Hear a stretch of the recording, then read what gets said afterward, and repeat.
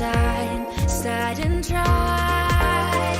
Run across fields of ice, but hidden in starlight. Be well aware of roads we've gone by. Put yesterday's aside, meet the future head on. Now trailblazers keep credos in mind. One, stop staying within the lines. Two, we always align. Three, even if we don't get the upper hand, we'll fight for right. Four, never care and rip for hindsight. Five, let us light the night. Six, even when there are wills within, we'll go ahead. Get it pulverized.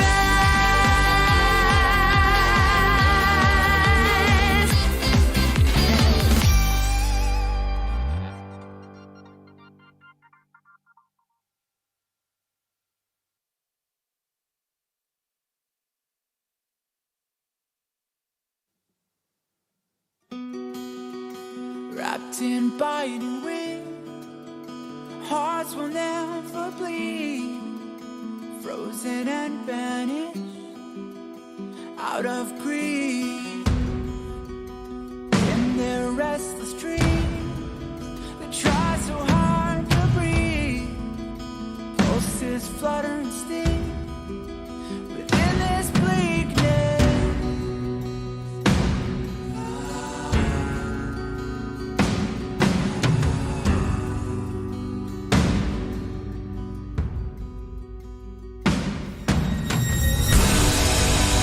Pain will come with the blade.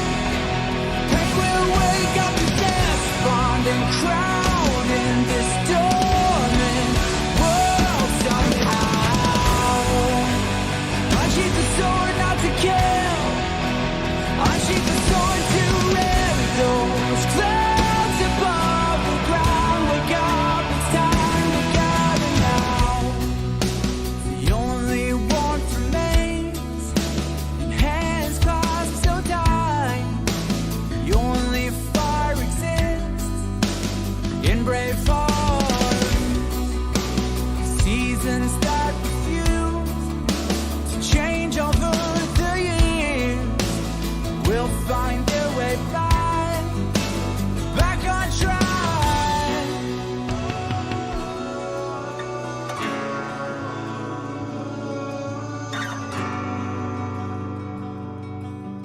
We made a choice, go fight against your fate. Pain will come with the blade. Pain will wake up the despondent crowd in this dormant world somehow. Unsheath the sword not to kill. Unsheath the sword to rend those clouds above the ground. Wake up, it's time to gather now.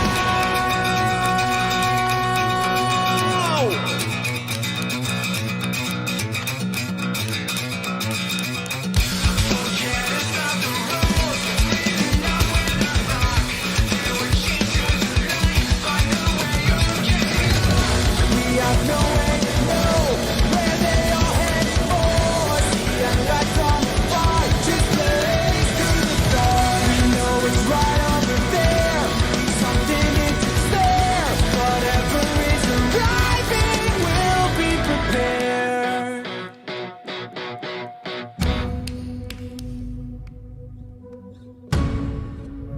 We made a choice, go fight against your fate. Pain will come with the blade. Pain will wake up the despondent crowd in this dormant world somehow. Unsheath the sword not to kill. Unsheath the sword to rend those clouds above the ground. Wake up to hear the cheering sound.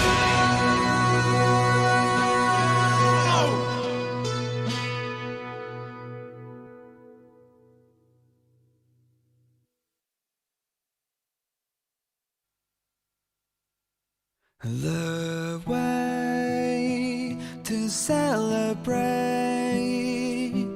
I'll be waiting till we make it the day to celebrate. I'll be waiting till we make it.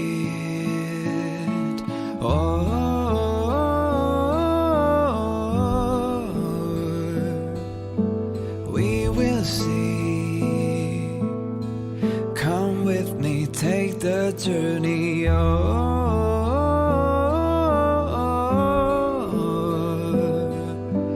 We will see.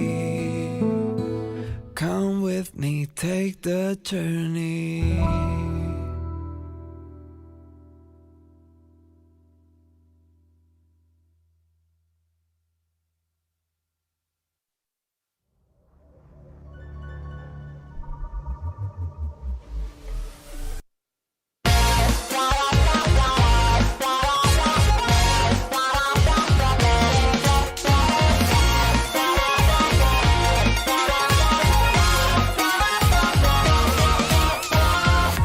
Get rid of the bricks from the rusty time, those years. Don't stay in a daze looking for a sign. Start and try. Run across fields of ice, but hidden in starlight. Be well aware of roads we've gone by. Put yesterday's aside, need a future head on. Now trailblazers keep credos in mind. One, stop staying within the lines. Two, we always align. Three, even if we don't get the upper hand, we'll fight for right. Four, never care and report hindsight. Five, let us light the night. Six, even when there are wills within, we'll go ahead. Get it pulverized.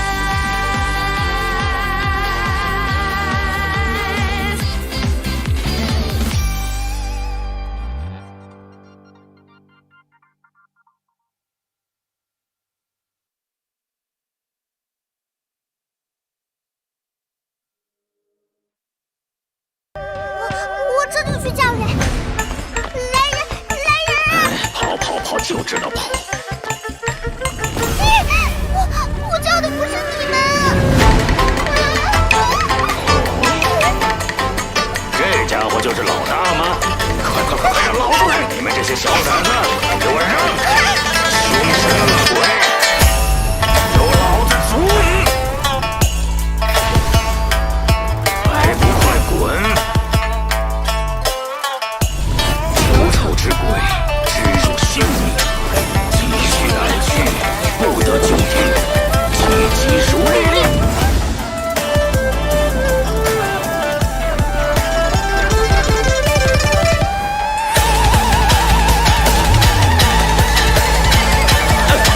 完事儿。我还是赶紧写辞呈吧。切。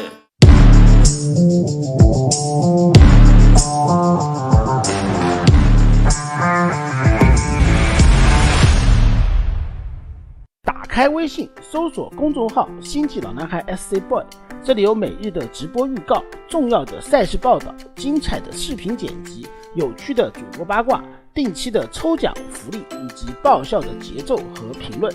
关注 SC Boy 官方公众号，365天每天更新，让你与20万猛男一起更便捷的享受我和黄哥给大家带来的快乐。不要告诉别人哟。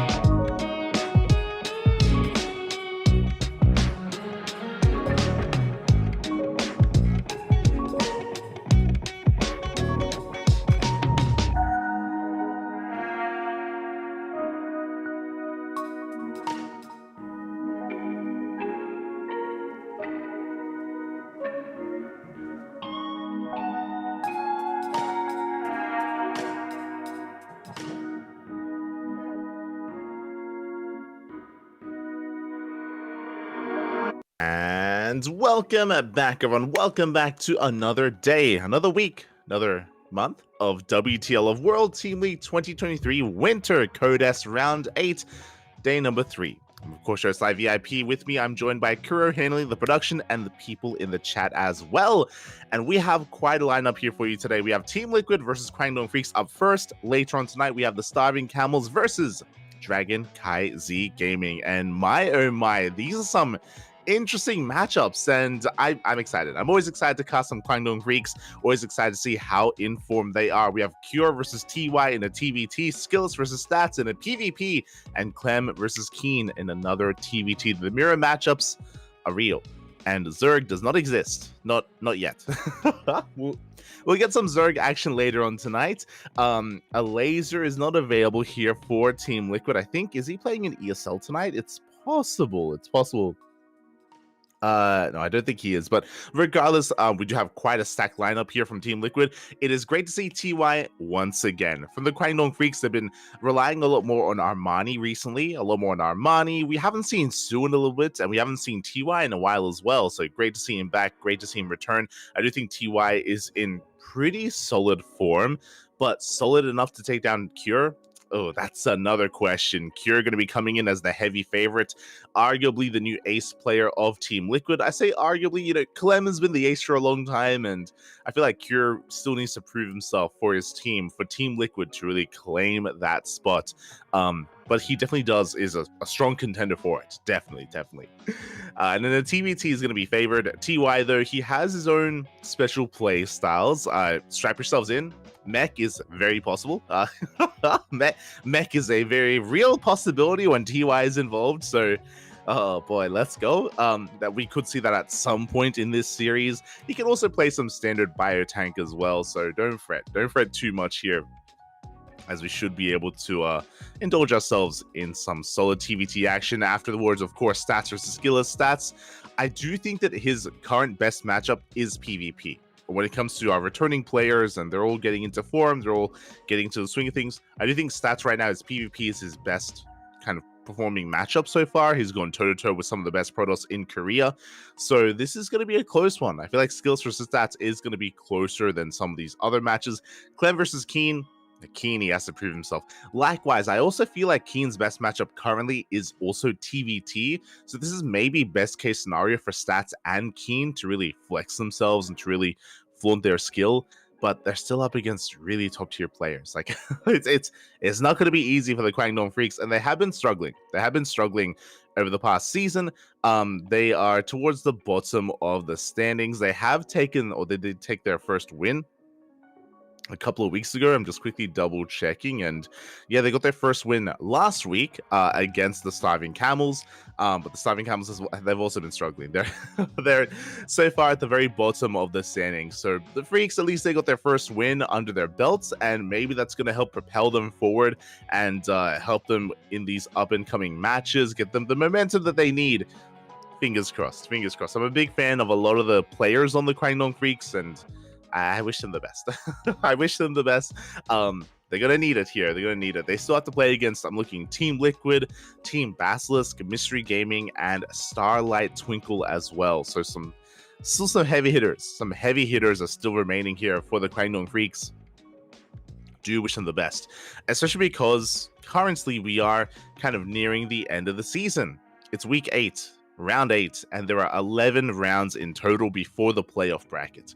And I believe the playoffs are going to be scheduled for, I think, next year. I know that they have been kind of shuffling some things around just because of Home Story Cup and IM qualifiers as well. So I know that the people over at SC Boy have been just working hard at making sure that these events don't clash with WTL, and make sure that people have enough room to, focus on these qualifiers and focus on Home Story Cup towards the end of the year. And DreamHack Atlanta, of course, as well. So, yeah, definitely something to look forward to. But because we are getting towards the end of the season, the end of the round, I mean, that's why it's a little bit concerning. That's why it's a little bit concerning that the Kwangdong Freaks are still towards the bottom. Can they make it out? I think technically they can, but they need to win every single series moving forward, or most of their series moving forward, because they have quite a ways to go here if they want to make it into the top 7. For those wanting top 7, make it into the playoffs. Out of 12 teams, so we got to rise through the ranks at least a little bit more here for the Crackdown Freaks. I think they're currently, if they do manage to take another win, they're going to be tied with quite a lot of teams. Mystery Gaming, Platinum Heroes, Matcherino Esports. I'm looking quite a surprising amount of teams are actually 2 to 6. The Freaks are still below them, but they have one more game to play, or this series to play, before they really solidify themselves amongst them or underneath them. So we'll see. Also, we've been on this scene for quite some time. That's not good. Usually, if we're settled here on the lineups for a little bit, it means that we may be looking for our players. Whether it's Cure, whether it's TY, we may be looking for one of them, and hopefully we can find them. Obviously, we give them a little bit of time. They do have a couple of minutes to themselves where they can establish themselves and get their setups going. Yeah, hopefully everything is okay. Well, I know TVT has a bit of a reputation, and I know I was joking a little bit about the mech, but I stand by that. I still think mech is a possibility. It's not the cup of tea for everyone, but I still want it, Pop. I still want some StarCraft. But for now, I think we're going to be going on a short break, hopefully a short break. And when we return, we'll have our next matchup. For those wondering, if we don't have either Cure or TY available, I believe typically the WTL organizers are willing to bump up some of the matches and maybe play out Skills versus Stats first, or Clem versus Keen first, depending on who's available.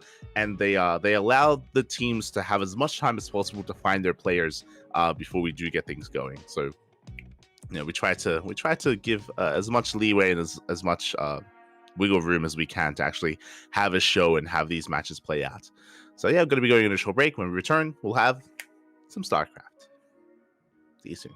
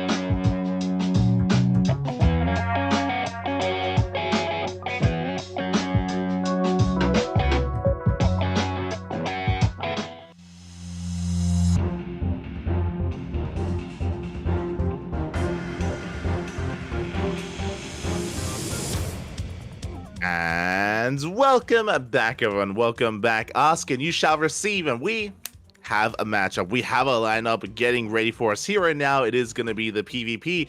I mentioned before that if certain players are not found, then they are willing, or the WTL admins are willing to bump up some matches to allow those players to become available later on in the night. Basically, I'm not too sure if it's Cure or TY. I don't have confirmation which one is missing, but whoever it is, whether it's Cure or TY, they will have as long as it takes for this series and the next one to finish to show up. And hopefully they do. Fingers crossed that they do show up. For now, we're going to be skipping Cure versus TY for the time being. I'm going to be holding them until later on tonight. And we have Skilless versus Stats. Oh, and Stats, he's in, I was going to say Hyperion. That is not Hyperion. Where is that? Not too sure. He's in a basement. He's in a lab.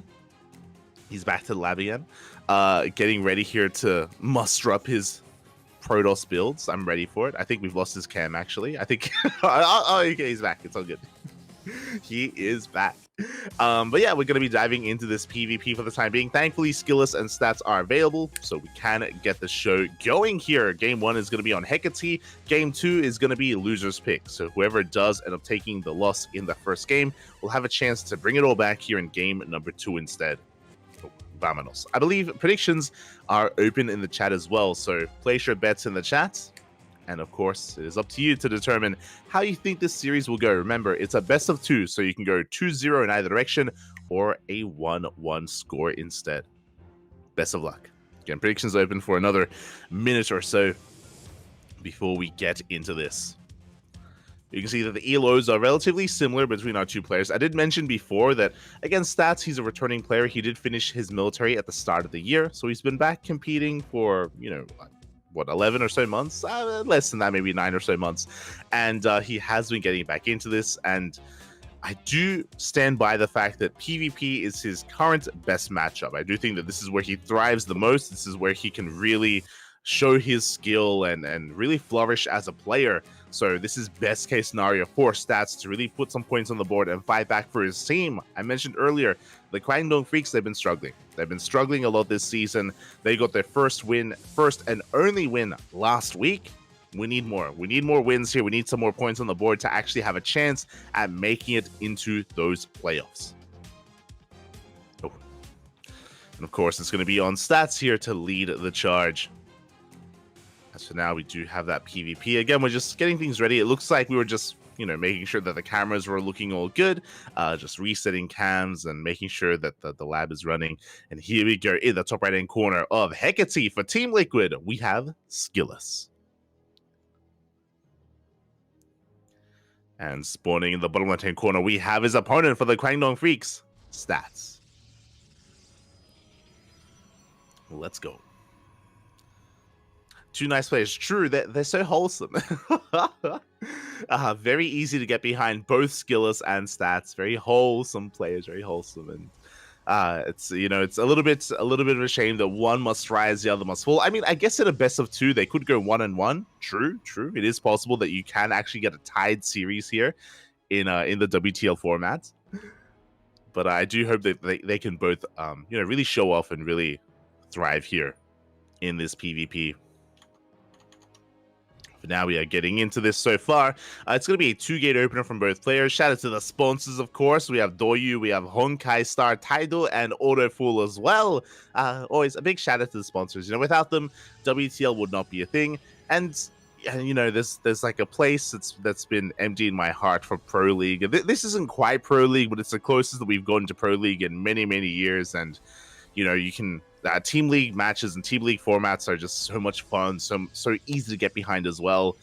Thank you so much. Thank you to all the sponsors and to the people watching as well. Hope everyone has been enjoying themselves. Hope everyone has been enjoying the many years of WTL content that we have been getting, the many seasons of World Team League. And here we go. Again, for now, just a 2-gate opener from both players. Nothing too wild. We don't have any kind of probe marauding around the map for a proxy pylon. So far, I believe, yes, both the first and the second pylon has been thrown down in their respective bases. Both Skilless and Stats have confirmed that as well, so they are aware that there is no hidden proxy. They're aware that everything is on the table. With the Cybercore finishing, we have our units of choice. It's going to be double Stalker from Stats and double Stalker from Skillus. So far, everyone is matching each other. Again, these first two units are typically indicative of how the player wants to play out a series or how to play out this game. Double Adept is a lot more aggressive. We have Stalker Sentry, which is more defensive. Double Stalker is, right down the middle. It's a way to gain map control, a way to have a presence, have some additional DPS here in the early game. And yeah, both players are opting for it. Behind it, we have our tech of choice. Stats going for the Stargate. Here we go. We do have the Sentry follow-up here from Skillus, which is very commonplace. Sentries are so valuable here in PvP because they allow you to scout your opponent with the hallucination, and they allow you to get eyes on whatever your opponent is taking towards, whether it's a Robo, Stargate, Twilight Council, Dark Shrine, hidden bases. Again, there's a lot of value to be had there. Probe comes in for a scout, and it looks like it should be shut down. Ooh, does go down before getting into that main.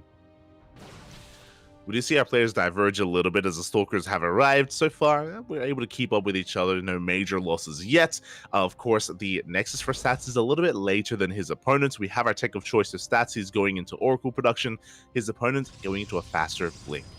Now, because Skillus will have faster Blink, which is just more of a diverse upgrade that really lends well to the mid game, gives your army a lot more maneuverability and flexibility as well. This should lead Stats into going for an earlier Robo to make up for his lack of Stalkers and get into something like Immortal production. But no, as I say that, we are still going for the Twilight Council.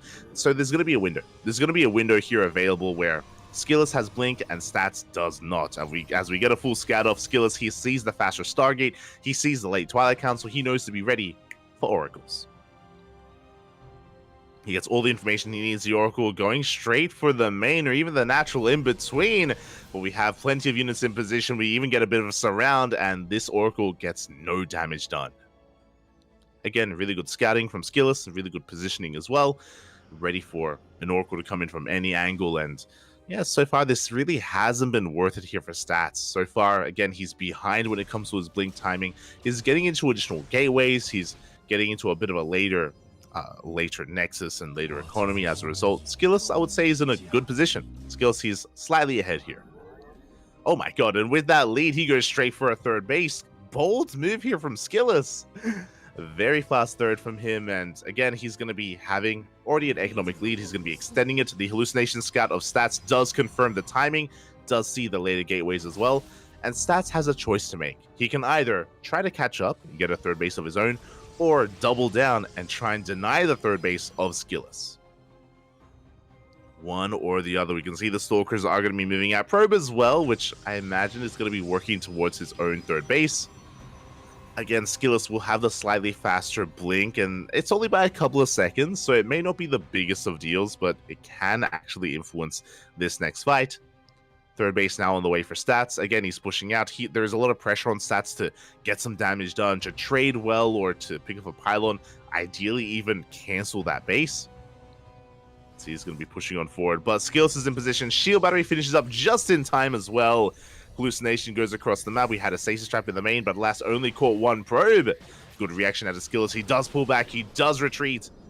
Doesn't lose much at all in the main. Meanwhile, we do see Stats is deflected. Skillus, he was in position. He was ready for the push. I'm not too sure if the Hallucination Scout from Skillus saw the third base. I hope it did. Otherwise, he may think it's an all-in.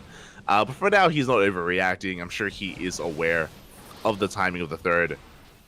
Getting a little bit adventurous here. Chasing Stats very far back. Oh my, he does get a Stalker. And good Blink control. Going to be trading 1 for 1. Stalker for Stalker. But Skillus, you can see he is still maintaining his lead because he had the faster third. You can see in the worker count, he's almost up 10 workers. Stats is taking up even further. We have a Gateway Explosion charge on the way. Forge as well. Skillus will start +1 first, so he will have an upgrade advantage. But I believe Skillus hasn't gone into charge yet. So the quality of the army or the diversity of the army is going to be lacking a little bit here for Skillus, as for now he's going pure Blink Stalker for the time being. Meanwhile, Stats is going to be mixing it up with going Stalker Zealot as well. A couple of workers do go down. The Oracle able to get some damage done, thankfully. This Oracle has been alive since the early game, and it finally gets a little bit more value here. Getting 3 workers does help equalize Does help even things up. Hallucination comes in. A big scout here. Skillus, he does see the researching Twilight Council, so he knows that charge is on the way. Most likely charge, as Stats is taking his fourth. A much faster fourth base here from Stats to try to catch up in the economy. And Stats continues to take up. He's going for Charged Archon. Meanwhile, Skillus still purely Stalker. And that isn't necessarily a bad thing. I will say that Stats is going to have a lot more potential with his army, especially depending on the engagement as well. Zealots, their role here is to just buffer. To buffer to be a kind of a soaking force here for the rest of these Stalkers. They do take a lot of Stalker hits to kill. And of course, they close the gap and they can create this kind of... this kind of area that can help defend the rest of your army. You can see Skillus rotating around. He's going to be threatening that fourth base. Up. And again, he's going to be trading well here. +1 is about to kick in. He does have the Stalker lead. 25 Stalkers to the 11 of Stats. And again, he doesn't want to throw away his Zealots, but it looks like there's just too much here. Skillus, he's breaking through, pushing up the ramp. Good force fields as well. Zealots do close the distance. They do force Skillus back. Force him back for the time being. Oh my god, Stats just looking to chase this down. Very aggressive blinks here, and so far he does pick off quite a number of Stalkers. Very efficient trades from Stats, only losing Zealots here. But as the Zealots run out, we have to back off. We have to respect the army of Skillus. Oof. There's a couple of Archons are in the mix as well. +2 starting for both players. That Zealot army is running thin. But Skillus is able to maintain his Stalker lead. He's going to keep on pushing. Again, he has to be very careful not to bleed out too much. Just because Stats, he's looking to preserve his Stalker count. Immortals are also on the way. Stats just taking up even further. But he knows he doesn't want to overextend. You can see here, Stats only losing Zealots. 19 Zealots for 12 Stalkers. Pretty efficient trade. That's the power of the Zealots in this kind of dynamic. Where we're chasing Skillus down, picking off even more Stalkers, pulling back towards the end. Again, we don't want to throw anything away. So pretty good control here from Stats. At the same time, we do have an adept counterattack getting set up here from Skillus. Both players again, their fourth bases up and running. Skillus still maintains a worker lead. He still has a slightly stronger economy. Getting into 2-1 upgrades. Now, what's scary about what's happening to Skillus is that this style, going pure blink Stalker, is designed to snowball out of control. It's designed to just build up a high enough Stalker count to just overwhelm your opponent. But he has been bleeding out a lot of Stalkers. That's the problem here, is that he has been trading, and these have been expensive losses for Skillus. But here we go. He's pushing right through the center, going for the fourth base once again. Stats, though, he's able to keep up. He is holding on to set fourth. Even forcing a recall here. Skillus was about to be trapped. Does get the hell out of there with most of his army. A couple of Stalkers were left behind. So we are going to be pushing on forward. We catch the Stalkers. Oh, one of them does go down. Stats, he wants to keep pushing, but again, that's a lot of Stalkers that he's moving into. I feel like he has to back off for a moment. Hopefully take up. I'm curious if Stats is thinking about getting into a Robotic Spay and Disruptors. For now, just Zealots, Immortals, and Archons. I mean, when you're a Zealot heavy, it is a little bit awkward to actually make use of Disruptors as well, just because the chances of having some friendly fire is a little bit higher. So you have to be very careful with your control if you do take in that direction. But now, though, Stats going to be rotating around. He's getting the center base, but same as Skillus. So far, they are keeping up with each other. Well, the Archons are getting a little bit more exposed. Skillus getting some free hits in. But that is 3 Immortals with the army. Again, the complexity of Stats' army here, it takes a little bit more to control, but he can actually bring it all together. He can take a fight. He's going for it. He's pushing towards the natural, where there are 4 shield batteries and a cannon as well, plus the overcharge. Oh my god, we can't push into this. Not at all. We do pull back. A lot of Zealots are getting picked off. As Zealots going down one after the other. We're running out of steam. We have another warp in behind this. Stasis Trap only connects with one of those Stalkers. Yeah, Stats is having a really hard time pushing in. He's going to peel off a couple of units towards the 4th base, zoning Skillus away. I do like this. Ace breaks down the Immortals. 2 Immortals go down. They get 1 shot. Big pickoffs. Stats is getting economic damage done, but his main army is struggling. Again, losing those 2 Immortals was huge. He still has 2 more with his main army. Getting another warping of Zealots. But is Stats overextending? Has he stuck around for a little bit too long? Yeah, there's no turning back. Not anymore. He's pushing forward once again, but the concave is too good. He will get the mineral line. A lot of workers are going down. A lot of probes are falling. Overcharges popped here towards the south. Zealots are running out. So far, Skillus, he hasn't been able to get on top of those Immortals again. And we're just diving in. The cannon goes down. Stats trying to break his opponent here at the natural base. Those 2 Immortals are doing so much in the back line, but we're running out of Zealots.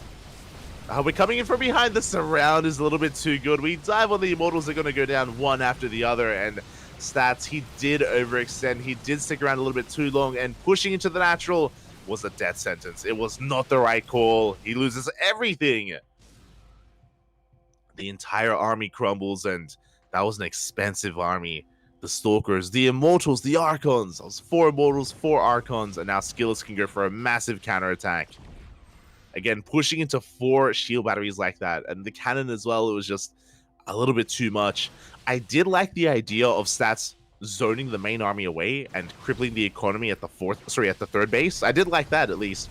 But going further than that was a little bit too ambitious there. And now Stats is on the back foot. He still has an army, but there's not much to it. It's just Zealots, a couple of Immortals. He's desperately trying to hold on to this 5th base. Are they Immortals? No! They're taking a lot of hits. They still stand strong. Behind this, Skillus, he still maintains his worker lead. He's been making 4 probes at a time. Even taking control of the center base, which actually has some gold mineral patches as well. And from here, as long as Skillus controls his army, as long as he's able to blink back, he should be okay. As he maintains a massive supply lead. Again, it's still awkward pushing into all these Zealots, and it's a delicate dance, definitely. But for the most part, Skillus is getting away with this. We're soon to be 15 minutes in. Charge is still not done. So we have a slow lot run by. Let's go. But we're finally diversifying our army a little bit here with some Zealot run bys. You love to see it. +1 shields is on the way. Just because, I mean, we've got double forge, may as well.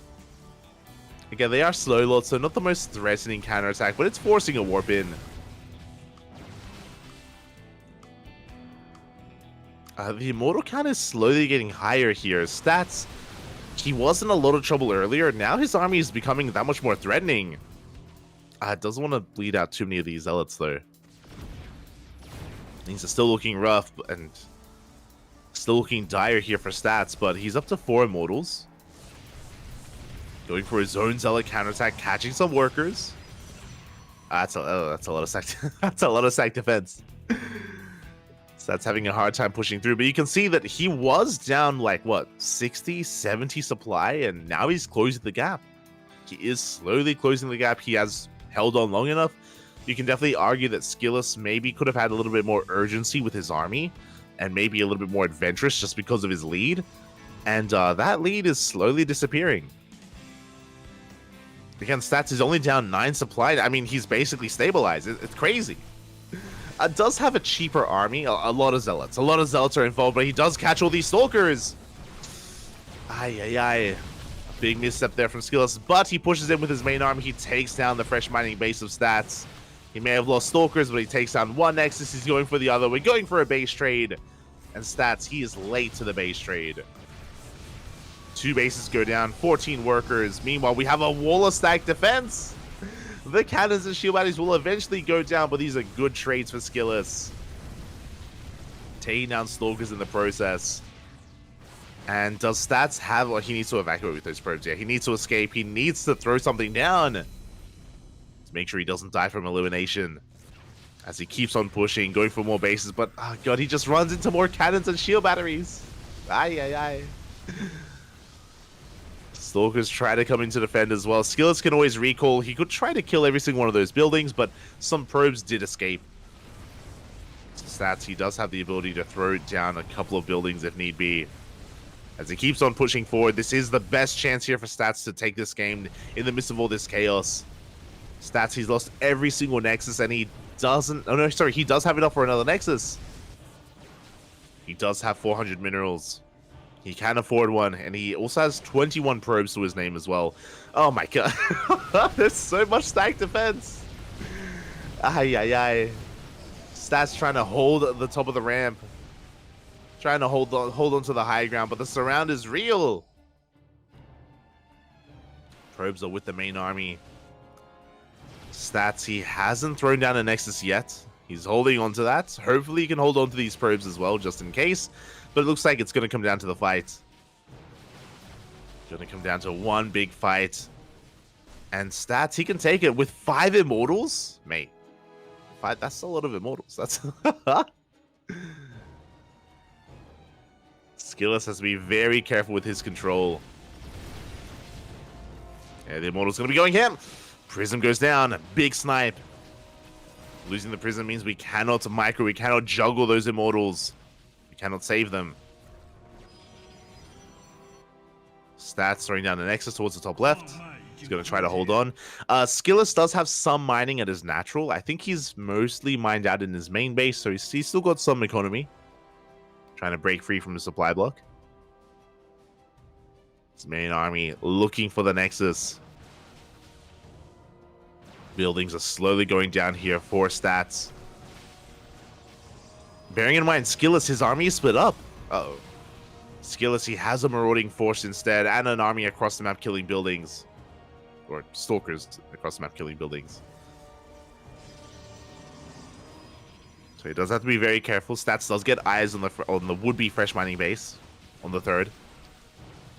The Immortals are coming in. We do have the Stalkers trying to engage. Boys are being pulled. A lot of probes are going to go down. Skillus getting caught out a little bit. Does get one Immortal. Big pick off. An Immortal does go down. Stats, though, he dives on the army. It looks like another Immortal fell. Stats, yeah, he just lost half of his force towards the north. And he's running out of steam. He's running out of units. We get a full surround. Cannon coming into play. Shield battery as well. GG gets called. And Skillus will take game number 1. I like the note of approval. Oh, the note of approval. It's like, that was a game. I agree, Poppy. I agree. GG, well played. Skillus will take game number 1. That was a little bit closer than I think Skillus would have liked. Like, Skillus, he was ahead from almost the beginning. Like, from almost the start of the game, he had a better economy, he had a better army, he had the upgrade lead, had the worker lead, the base lead. There was so much going Skillus's way. But when it came to the army compositions, they were quite different between our two players, and Stats was able to accomplish quite a lot with it. Despite his deficit, he was able to keep up, was able to find some opportunities as well. As we pointed out before, there were some moments where it felt like Stats did overextend, and because of that, things just quickly swung in favor of Skillus.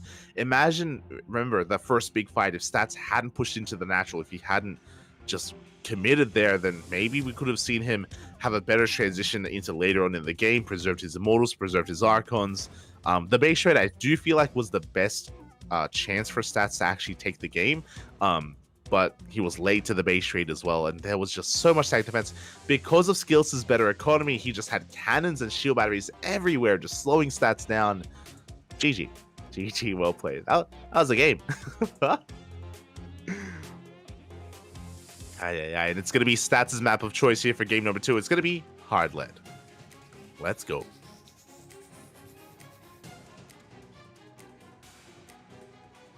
Here we go.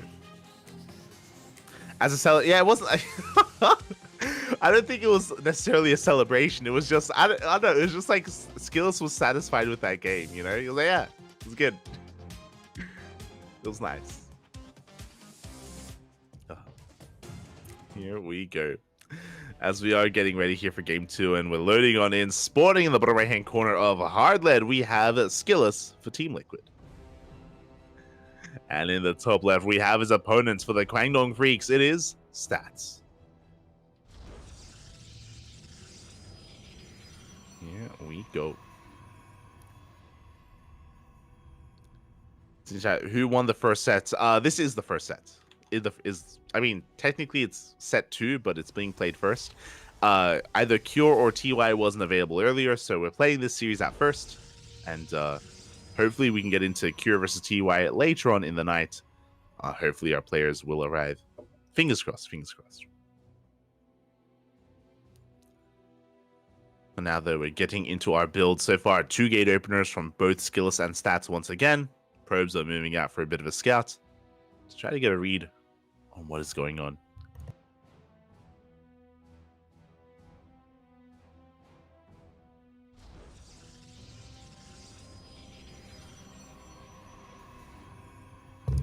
My favorite celebration so far of recent memory is yesterday's. Yesterday when Cham won, when he 2-0'd Nightmare, he hung up the phone.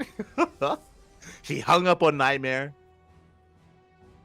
Sent him to voicemail. Oh, it was beautiful.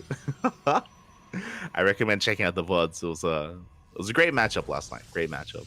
It was Starlight Twinkle versus Maturino. For now, we are getting into this. In before TY and Kira were having dinner together. It's possible. Very possible. Hey, hopefully they can come back, though. Come back, Papi. You have some StarCraft to play. No more calls, please. It was great.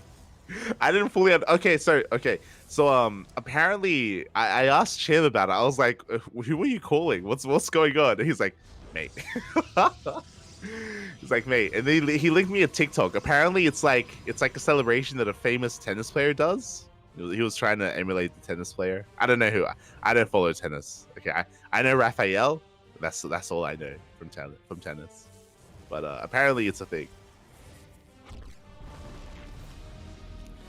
These goddamn sports enjoyers. As we're getting into this. So far, we have our tech of choice. Again, it was a double gateway opener into a Stargate here for Skillus. Interesting. Turning the tables on Stats. Remember, last game, Stats was the one that did go for a Stargate opener instead. With mixed success, he didn't really find a lot of damage with that Oracle. We do have double Adept here from Stats. He's looking to get some economic damage done. We have 2 more Adepts on the way behind this, so Stats doubling down here on the Adept aggression. I believe that is the 5th and 6th Adept on the way for Stats. He's going for a bit of a delayed Nexus here.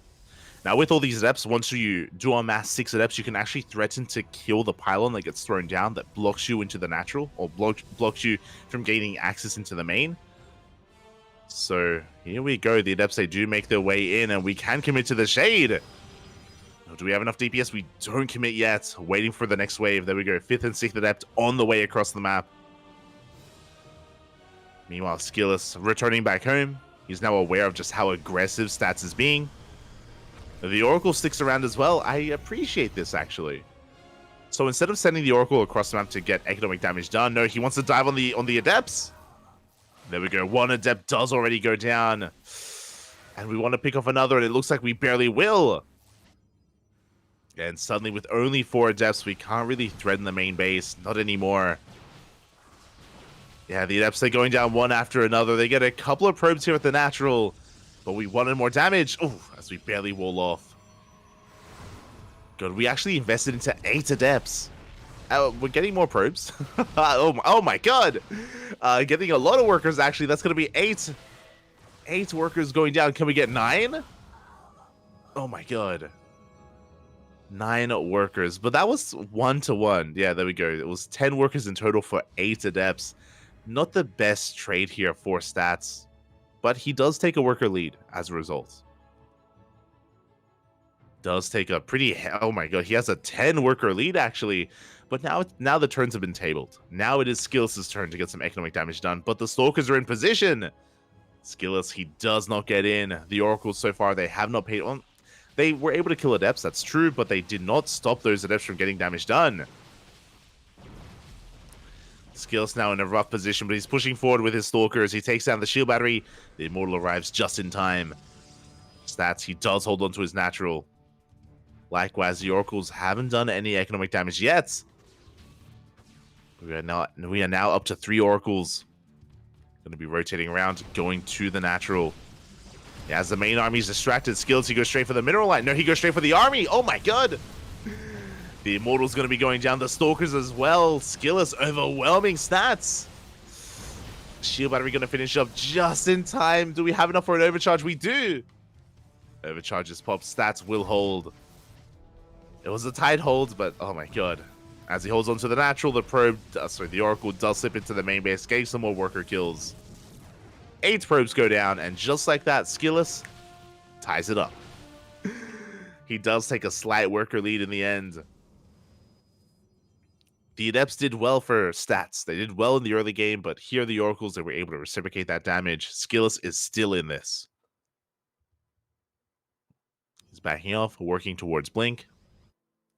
Stats, due to the lack of Twilight Council, Stats is going to be making up for that with Immortals instead. Stats' army is less mobile, less flexible, but still quite robust with that Immortal count. He did lose 1, but he's going to be slowly building up that count once again. Going straight for the 3rd base. And from here, the dust is settling.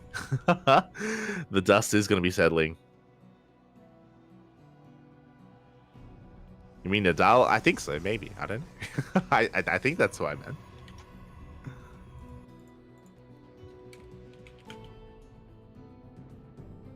Yeah. Nadal, yeah. That's what I was talking about. Let's see we go. Skillis is going to be pushing. Blink still a couple of seconds away, but he's looking to hit a timing with Blink. Proxy gateway is being set up again. Stats, he's got a 3rd. Skillis does not. He's going for a big 2-base push. The army has been revealed. Stats trying to get in position. He's up to 2 Immortals. He has a 3rd Immortal on the way. He has Sentries for Force Fields. That's a lot of Stalkers. 16 Stalkers. We dive in. And we can 2-shot the Immortals. 1 goes down. Can we get the other? We barely... Oh, it's going to take 3 shots to take that last one down. And a 3rd Immortal arrives. Stats holds. He barely does hold on, but he did lose 2 Immortals in the process. And we get another warp in. We're going in again. The Immortal is going to go down. And Skillis, he may just have too much. It may just be too much here for Stats to handle. Another wave of reinforcements are on the way. Stats being forced back to his own 3rd base. We do pop the overcharge. Oh no! No! Who is it? No, Saya! Now is not the time. We're in the middle of a fight. Ay. Emil! Shout out to Sayo. Sayo, he is one of the admins of SC Boy, of WTL. And we're back! Okay. We have returned. Whew. It looks like Skills, he does pivot away, rotating towards the natural base, but another Immortal has arrived. Oh, and we do dive on said Immortal once again. It is going to go down. Good target firing so far at Skillis. But he's taking a lot of hits, taking a lot of losses. The army is looking quite close here in terms of supply. 11 Stalkers to 7. And it looks like another Immortal has barely popped out. Stats, he's holding on here by the skin of his teeth. The Immortal coming out just in time every single time as well.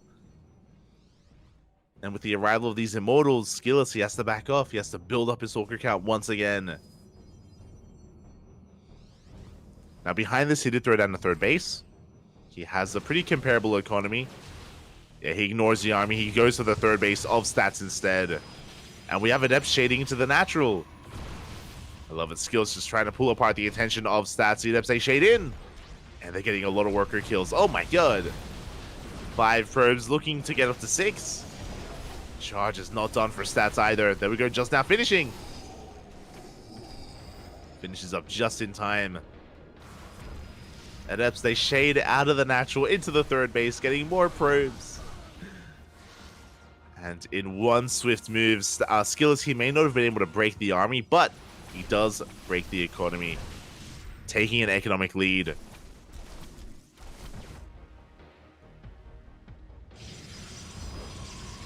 Now, stats is going to hold, but the onus is now going to be on stats to counterattack. And can he is the question. There we go. Prism is on the way. We have a Dark Shrine as well. Oh my.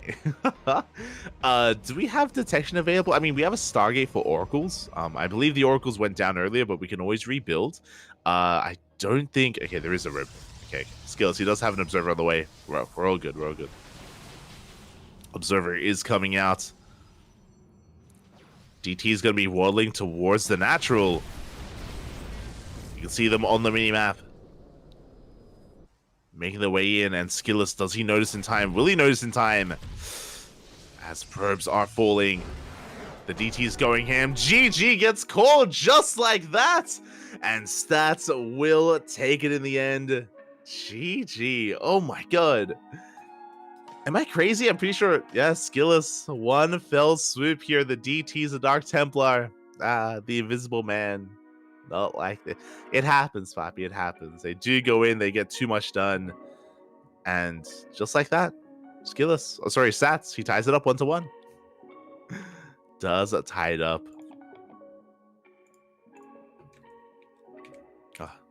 GG. Well played. And with that, still no one quite taking a lead here. I'm not certain if we do have our Terran players. We may just go into Clem versus Keen instead of Cure versus TY. It's hard to say. I don't think we have an update yet in Discord as to what is going on. Okay, apparently TY has some PC issues. We just got an update. So apparently TY does have some PC issues, which is why they weren't able to play first. Hopefully they have resolved. We're going to be going on a short break, and when we return, we will have a TVT. Either Cure versus TY or Clan versus Keen. Not too sure which, but we'll have one of them. See you soon.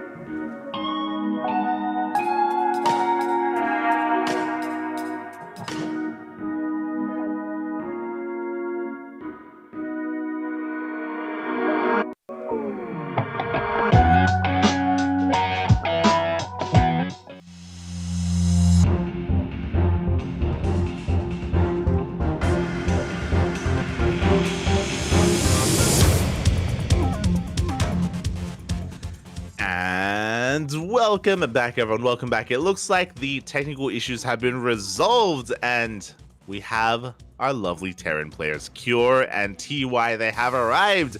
We will not be deprived of their matchup. We have it right here before you. The TVTs, they will commence. And I'm excited. I'm ready for this. Again, TY, when I think of the players in the Crank Freaks, I do rate TY quite highly.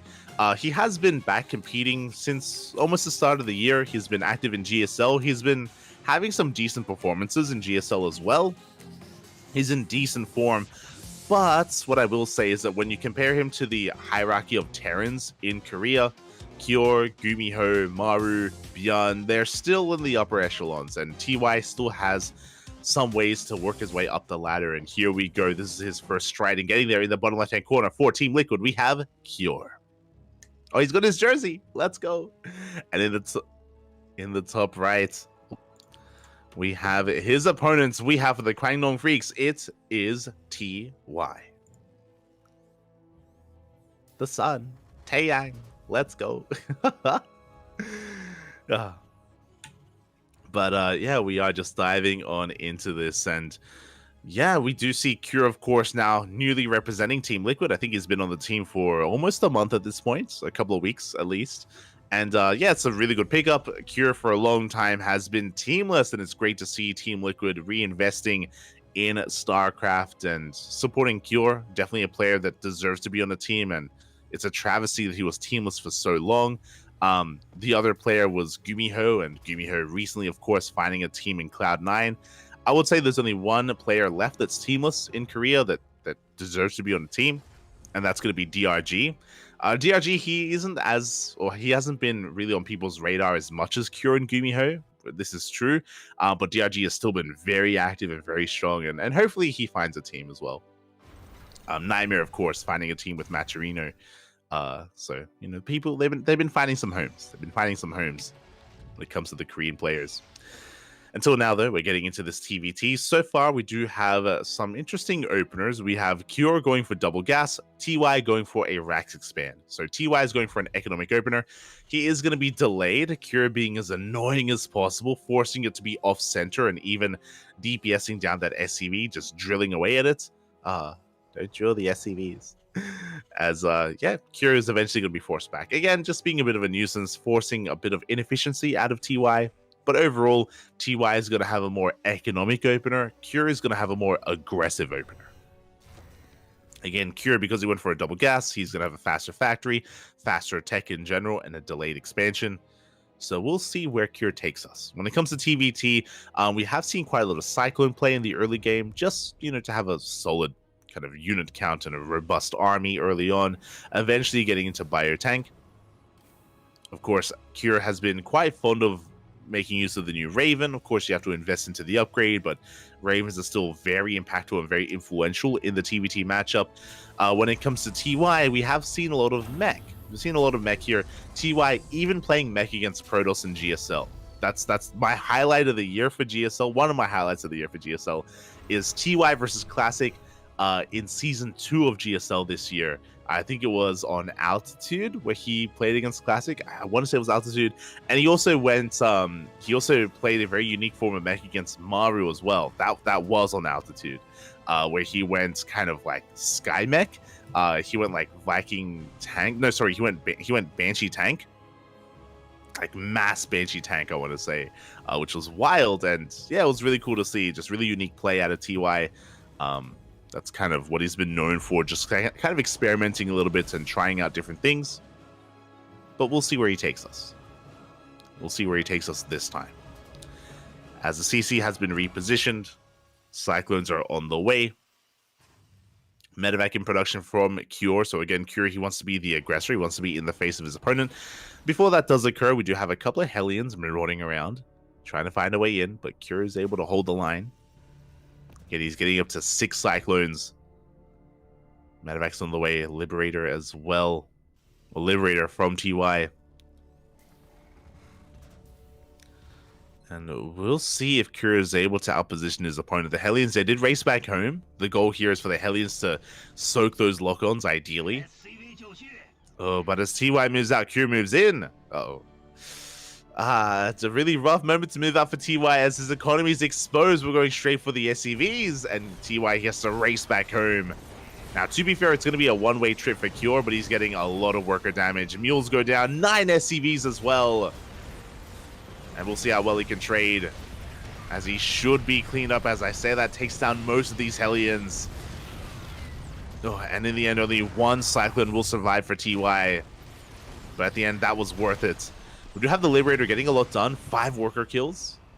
So TY able to do some counter damage at least. But Cure, he maintains his worker lead. Still up in workers. He still has these Cyclones as well. Medevac to drop. He can push out. Meanwhile, we can see that Stim is on the way, so TY is playing Bio, thankfully. I know I was talking about mech before, but here, at least in game 1, TY is not going to be embracing the mech, he's going to be embracing the Bio play instead. Bio tank, at least. And it's Cure who's been hammering away at those Cyclones, just continuing Cyclone production. There's that Interference Matrix upgrade on the way, as we mentioned before, but Cure has been very fond of it. There are players like Beyond who have been avoiding really getting too heavy into Ravens in this matchup. But Cure, he's one to embrace it. My eyes are on the production of Cure, though, because I'm curious if we're going to throw down another factory. Is Cure the one to embrace mech instead? TY, of course, moving out. Stim is now finishing, so he's going to be hitting a Stim timing here with his force. Cure, likewise, getting into his own Stim, so it is going to be Biotank. But a much stronger, faster timing coming in from TY. And what do we have at home to defend? I believe we don't have any tanks. Just Cyclones. Speaking of, Cyclone drop into the main base, getting some more SCVs. Forcing them off the mineral line. At the same time, Cure is pushing into the natural base of Cure. Well, TY is pushing into the natural base of Cure.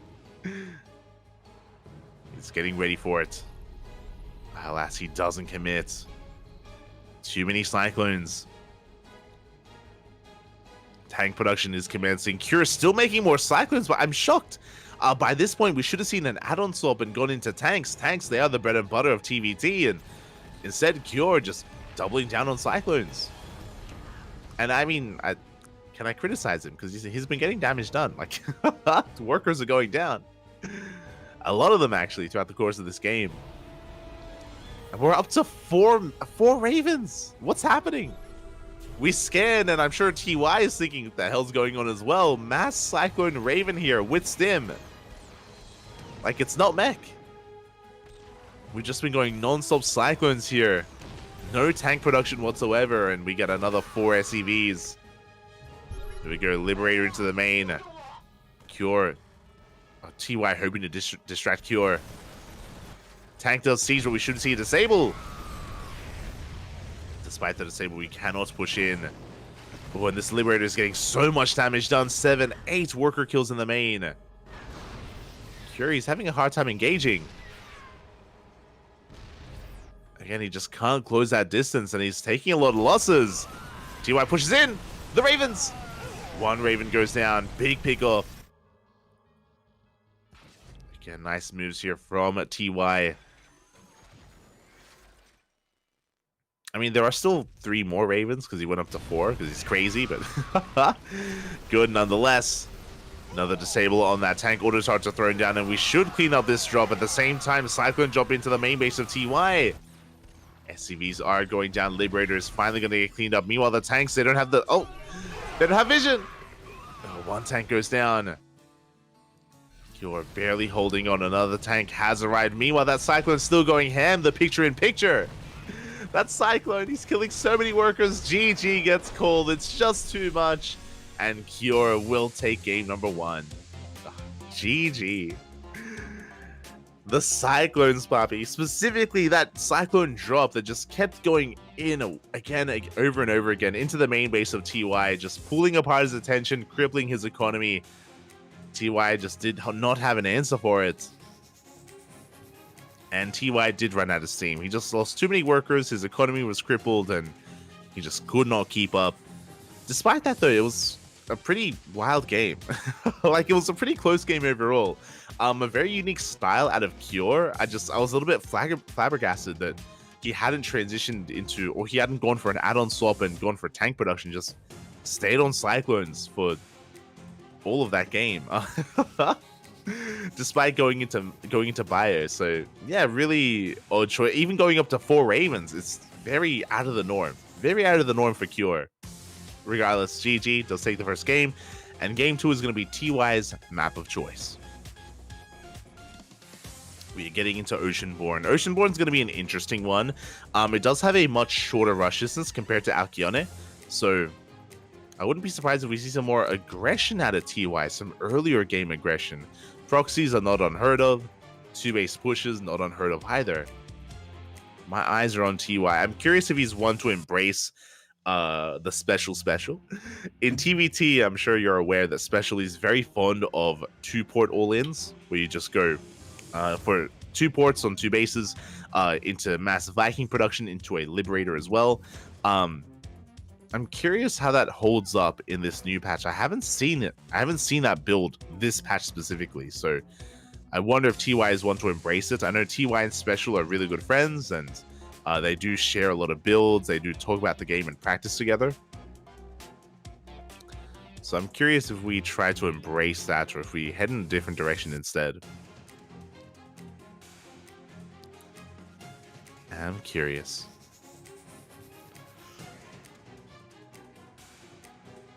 As the players are just going to be getting ready for this. Likewise, on Oceanborn, your 3-base setup can be pretty well established. Similar to Alcyone, but again, we saw a lot of aggression out of our players, and I don't know if we're really looking to get into a longer game. I don't think we want a later game.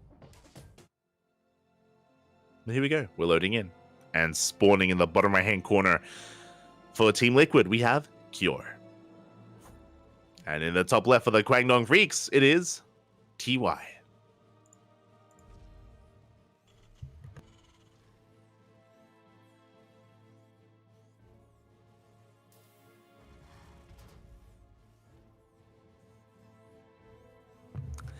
It's not something that we get to see too often, but I do love that WTL, the SC Boy admins, they actually have 2 observers. They have 2 observers in the game, and every now and then we get to see the lovely picture-in-picture as a result. Okay, it doesn't happen all the time, but whenever we get it, I appreciate it. Do appreciate it. The MVP Cyclones for Cure. Again, we'll see if we approach this in a bit of a different manner. To wind it all back, as a reminder, in Game 1, TY did go for an economic opener, and Cure went for a more aggressive one, going double gas. I'm curious if that's going to be a bit of a trend, or if we do divert away from that here in that second game. As so far, it looks like both players are going for Rax Expands. Both players have gone for a single gas geyser each. Not getting into a second, which typically does lead into a faster expansion, but we'll see. As TY, he's a little bit paranoid. He's looking for proxies, making sure he isn't being bamboozled. Doesn't want to get done dirty here by Cure. There it is, CC on the low ground for both players. So, yeah, things are going to be calming down here in Game 2 as both players go for economic openers. We're easing into it. Ooh, as TY does throw down a second Rax. Hello.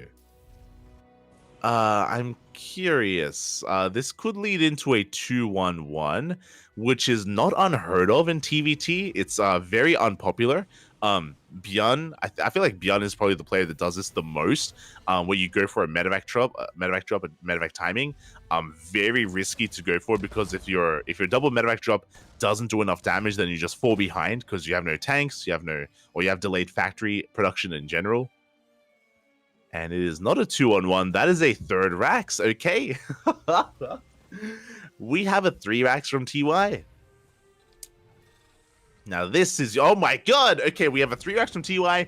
Cure, he goes for a third CC before Starport. A very greedy, very economic build from Cure. We haven't pointed it out yet on screen, but if you look at the production tab, that is a third CC in production. Ay. Meanwhile, the Reapers, they get into the main base. They're actually getting quite a lot done. Oh, we don't have any defensive Reapers, and this is getting out of hand. I want the mid-game pop. I want these builds to come to fruition, but TY, he's losing far too much, far too quickly. The Reapers, they're getting out of hand. They get 4 or 5 SCVs, and we only have Marines to try to stop this. This is too much. This is becoming game-ending damage. 6 SCV kills, and we get a full scout as well. Oh my god, things are looking so promising. I was like, mate, Curie's being so greedy. We can punish him. We can kill him. But alas, another SCV goes down. And on top of that, Cure, he saw everything. He saw the 3 racks, so he knows to get ready for it. He should be throwing down some static defense and building up his army back at home. He should be delaying his third base. As we get another, we're still not done. Oh my god, we get another SCV. More lost mining time. Are we gonna get the mule? Oh my god. Almost. As Cure finally gets cleaned up, he's enjoying a very nice economic lead. And he's going to be able to enjoy that even further, as he does have that third CC done, I believe, in the main base. Now, again, because Cure scouted the 3-racks, I'm pretty sure he's just going to keep that third CC in his main, and just, you know, make use of the mules and make use of the production. And hold off on expanding for now. We have a bunker on the way. Tank in production. We're going into Cloak Banshee. 3cc Cloak Banshee. Let's go. It's a TVZ build. I appreciate it. And yeah, with that, that's going to be a way to do some more counter damage across the map. If we get a good enough tank count, we should be able to hold on against this. I believe the first tank is still on the way, and TY is pushing. He's looking to hit a timing with Stim. There's a lot of pressure on TY. He's basically all in. Like you can see, he's far behind in workers. He's down 16 SCVs. But the wall is solid. The tank is in position. Again, Cure, he knows that the bio push is coming and he's ready for it. And he's getting into mech. That's a third and a fourth factory. Sorry, that's the second and a third. Second and a third factory on the way.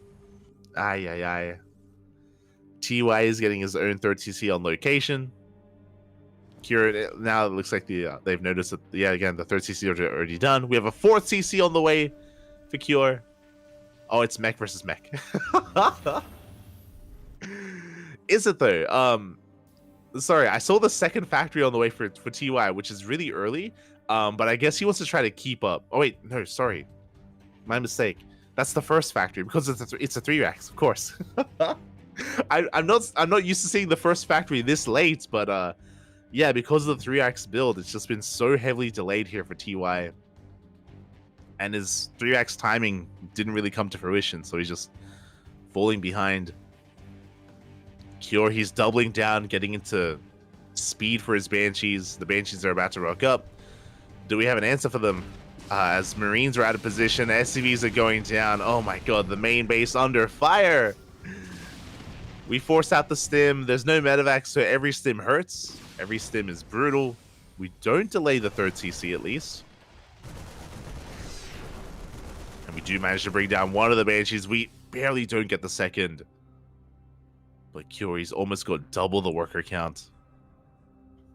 And as I mentioned before, again, still no medevac, so this army, it's taken quite a number of hits already for TY, and we're not going to be able to top them up. Not yet.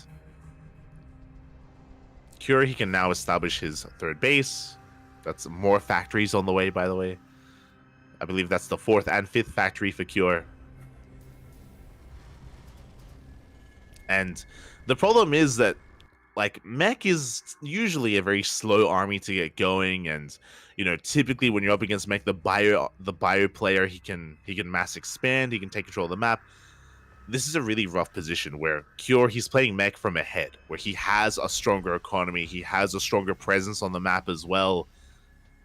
TY doesn't have the typical advantages that he would have as a bio player, just because of the openers, and yeah, it's a really rough position to play from,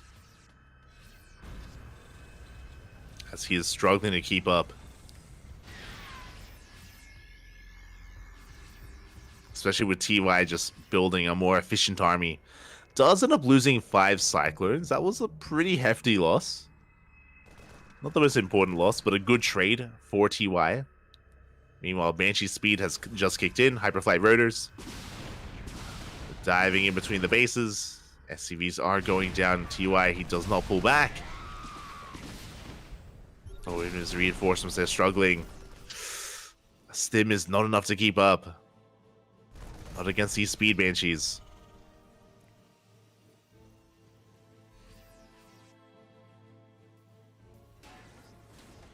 At the same time, TY looks like he's getting ready for his own counterattack as well. A couple more SCVs are going to go down. Oh, actually going for some drop play even. Let's go. Going for a drop into the main. or into the third base even, wherever we can. Tanks are in. Oh my god, look at that tank line. That's brutal. That's insane. That tank line cannot be broken anytime soon. And TY, he nopes the hell out of there. Pulls back with his drop.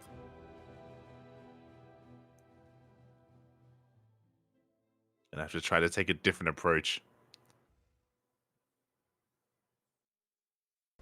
Now, there is potential. There is a world where TY can maybe catch the army unsieged when Cure pushes out. But Cure, I don't think he's going to push out until he's maxed. He's now taking a fourth base. Again, he's still maintaining his economic lead. He is spreading himself a little bit thin, but TY doesn't really have the army supply to punish that as much as he would like. TY getting into a fusion core. Looks like he wants to get into Liberators, which could work well.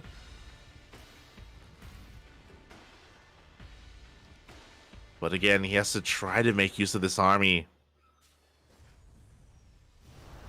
He's still just stuck in the center of the map. Cure on the cusp of maxing.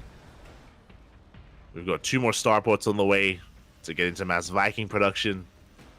To take control of the skies.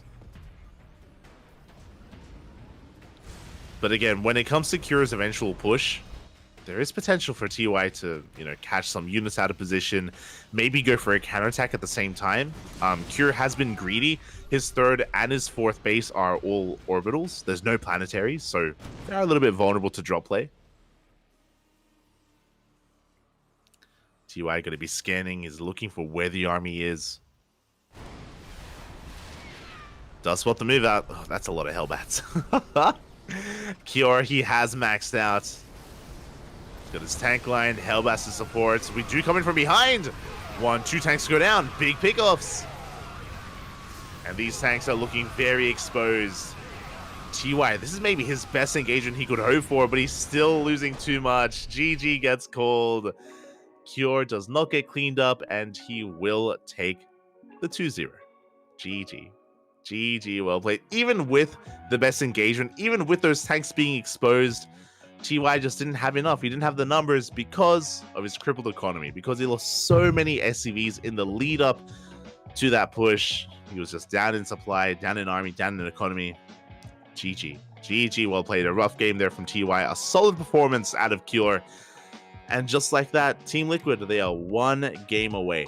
Unomas, 1 game away from taking it all here, from winning the series. Up next is going to be Clem versus Keen. Clem is playing tonight, but I think he's scheduled to play in 40 minutes, so I think he should be available. Should be available for this best of 2. Fingers crossed. It's also possible that they maybe played their games via earlier today, and they're submitting replays just in case. We'll see. As again, for now, the pressure's on Keen. Keen, he needs to pull off a miracle. He needs a 2-0 here to force the ace match, to force a game 7. Against a player like Clem, it is not impossible, but it is going to be a mountain to climb. The pressure is on Keen, and Clem, he can sit back a little bit. He can chill. He knows he has a little bit of wiggle room. He only needs 1 game. 1 game is all that Clem needs here to take it all, to win it all for his team. For now, we're going to be going on a short break. I'm pretty sure it's going to be a short one. When we return, TVT. See you soon.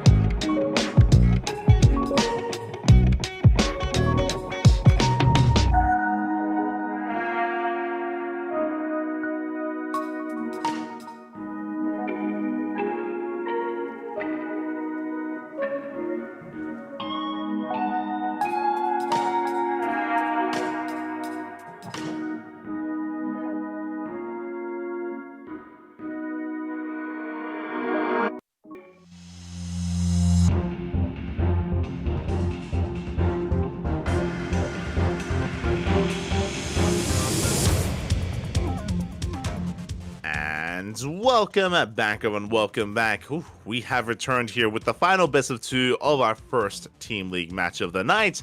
We have returned here with Clem versus Keen. Oh, the hoodies. Oh, hold on. The hoodies are up. The hoodies are up. It's getting a little bit chilly, of course, in Seoul, Korea. And Keen is ready here to go to town. The pressure is on. He needs a 2-0 to force the ace match. Can he pull it off? I mentioned before that I do think that this is best case scenario in a way. Keen, I do think his best matchup at the moment is TBT. So we'll see if he can make some magic happen. Meanwhile, Clem, he's got a date with ESL EU in a couple of hours or in a couple of minutes. In the top left, we have Team Liquid, Clem. And in the bottom right, we have for the Kwangdong Freaks, it is Keen. Here we go. Again, Clem, he is scheduled to compete later on tonight. I believe he still has some time. He still has some time for a best of 2. It is going to be close, though. And I do think that if this does lead into the ace match, Clem most likely won't be available for that ace match either. Just because of ESL Masters coinciding here with WTL. So we'll see how this does turn out. For the time being, we are getting into the swing of things here, into our next TBT. I expect this to be very different compared to the first. We saw Cure, flex his mech styles and mech skill. I don't expect mech to come out from either one of these players, but we'll see. As both Clem and Keen go for a double gas opener. Let's go. Double gases all around.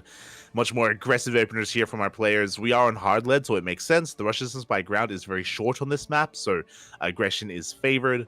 Going for economic openers here is a bit of a risky move to go for.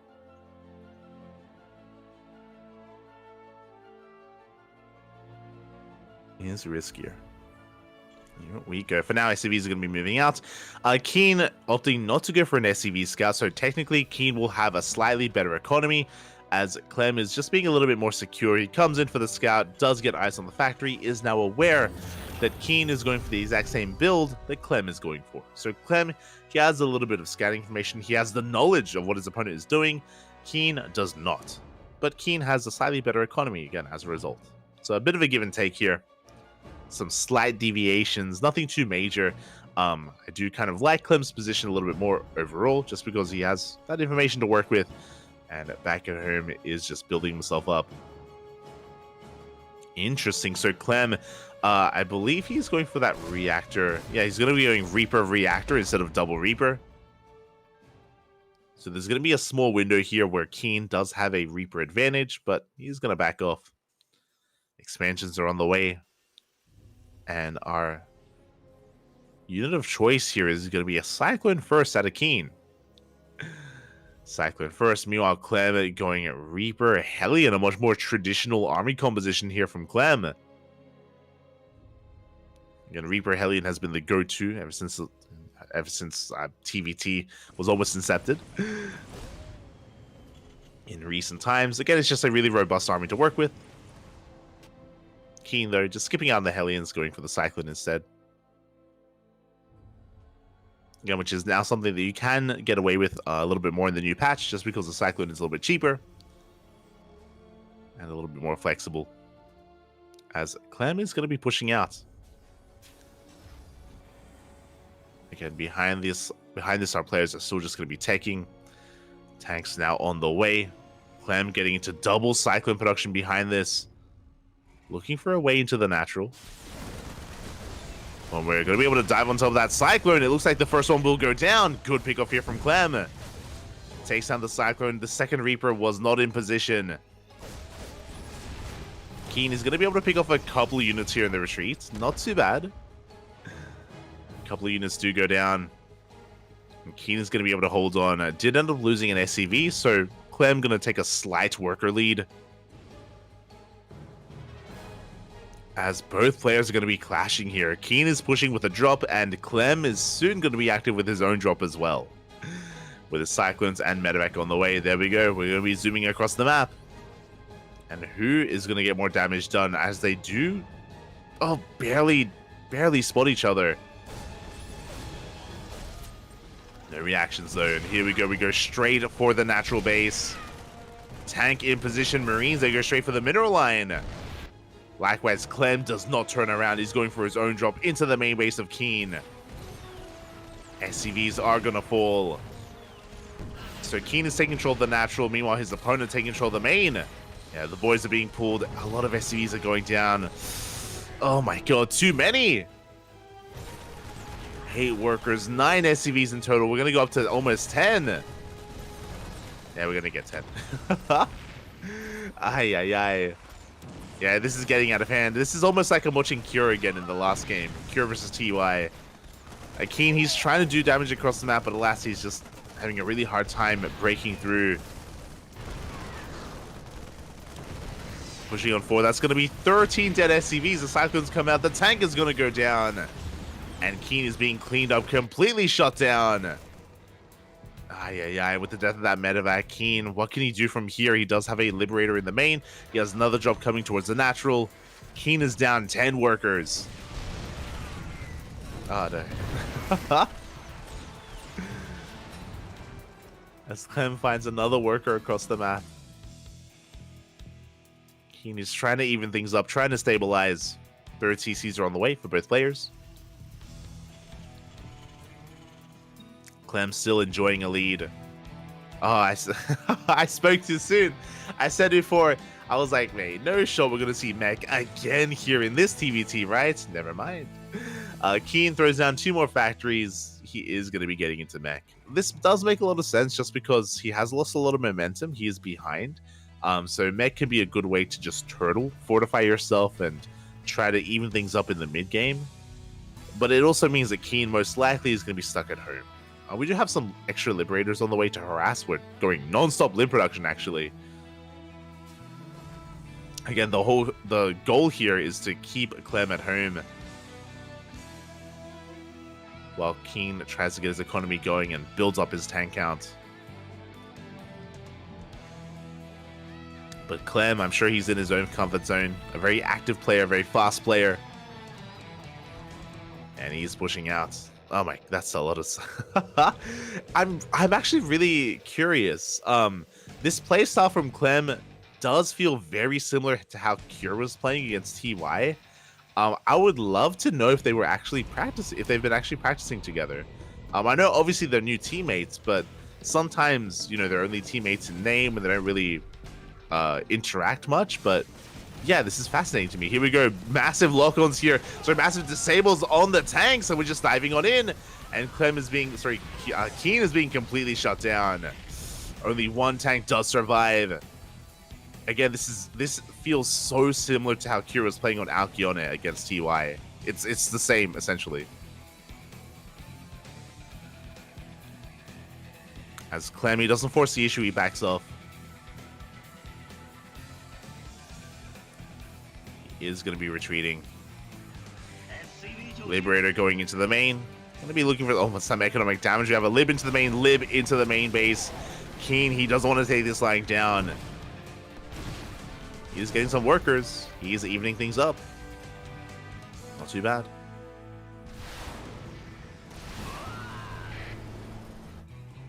Will go down. As a Keen, with that Liberator harass, he has more or less even things up economically.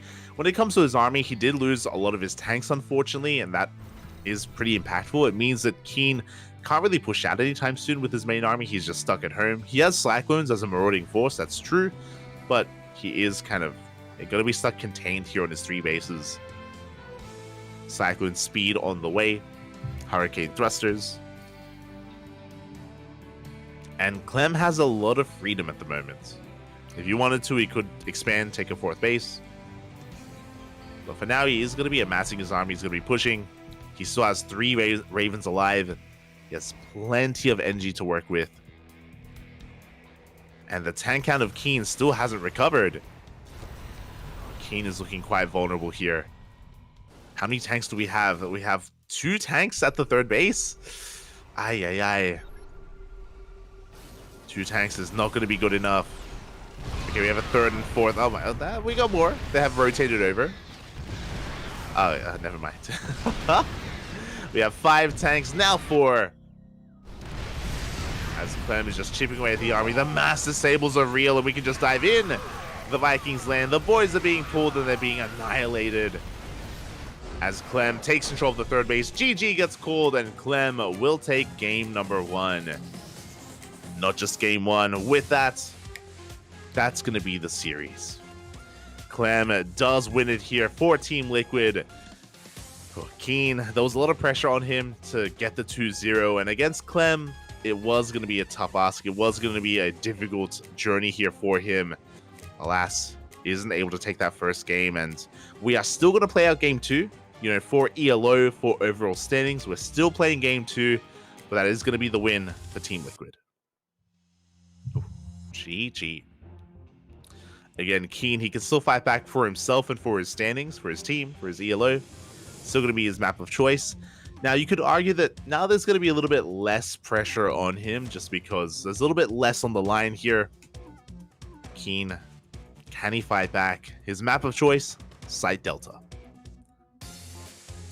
Site Delta is going to be up next. It's quite an interesting map, quite a long map. We have seen a lot of players really struggle in the late game to hold on to fringe bases just because of how spread out they are. Likewise, your first 2-base setup is quite solid. You do have a ramp leading into the natural. This is one of the few maps that actually has a ramp leading into the natural base. The only other one is Radisson Station, and we don't talk about Radisson Station. We don't. So I wonder what Keen has in store for us here. Here we go.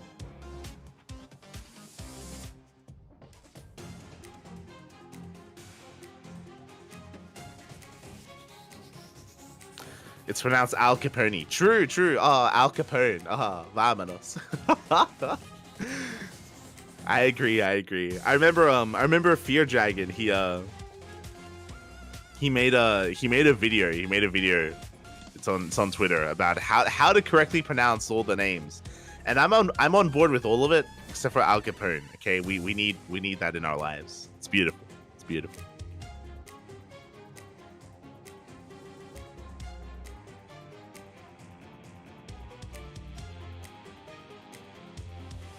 Question: what is the temperature where light is? Oh, I don't know. I mean, it's been getting a little bit hot here in Australia.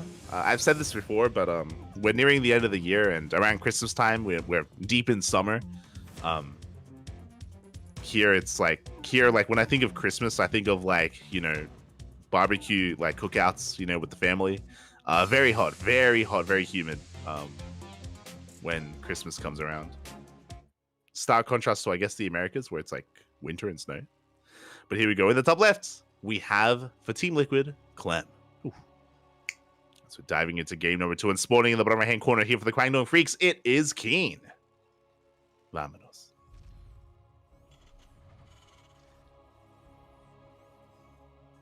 Here we go.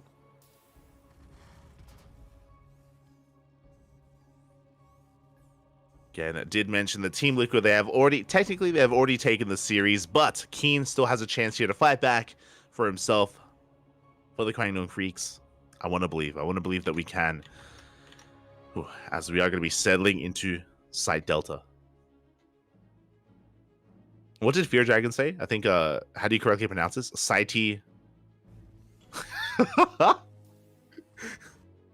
Site Delta, I think. I can't remember. I've blanked that out from my mind. Let's go. As we do have a second rack thrown out across the map here. Clem gonna spice things up here with a 2 racks. One at home, one across the map. One across the map. Not the most committed proxy here from Clem, but aggressive nonetheless. And we'll see if he can catch out his opponent. Ideally, he goes up against a Rax Expand, but we can see that Keen did go for a double gas opener. So going to be going for a little bit more aggression, and as a result, a little bit safer as well. If he had gone for an economic opener, then his CC on the low ground would be exposed to the aggression of Clem, but alas, that is not the case. So this is a little bit more ideal for Keen, as he gets a faster factory, as a result, faster Hellions. As Reaper production is commencing.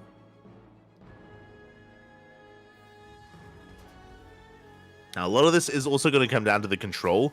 The downside is that if Clem does lose a little bit too much momentum, if he does end up losing some of these Reapers, and of course his production is a little bit awkward, it's not back at home, and if Keen does end up breaking out, then Clem can have a hard time defending.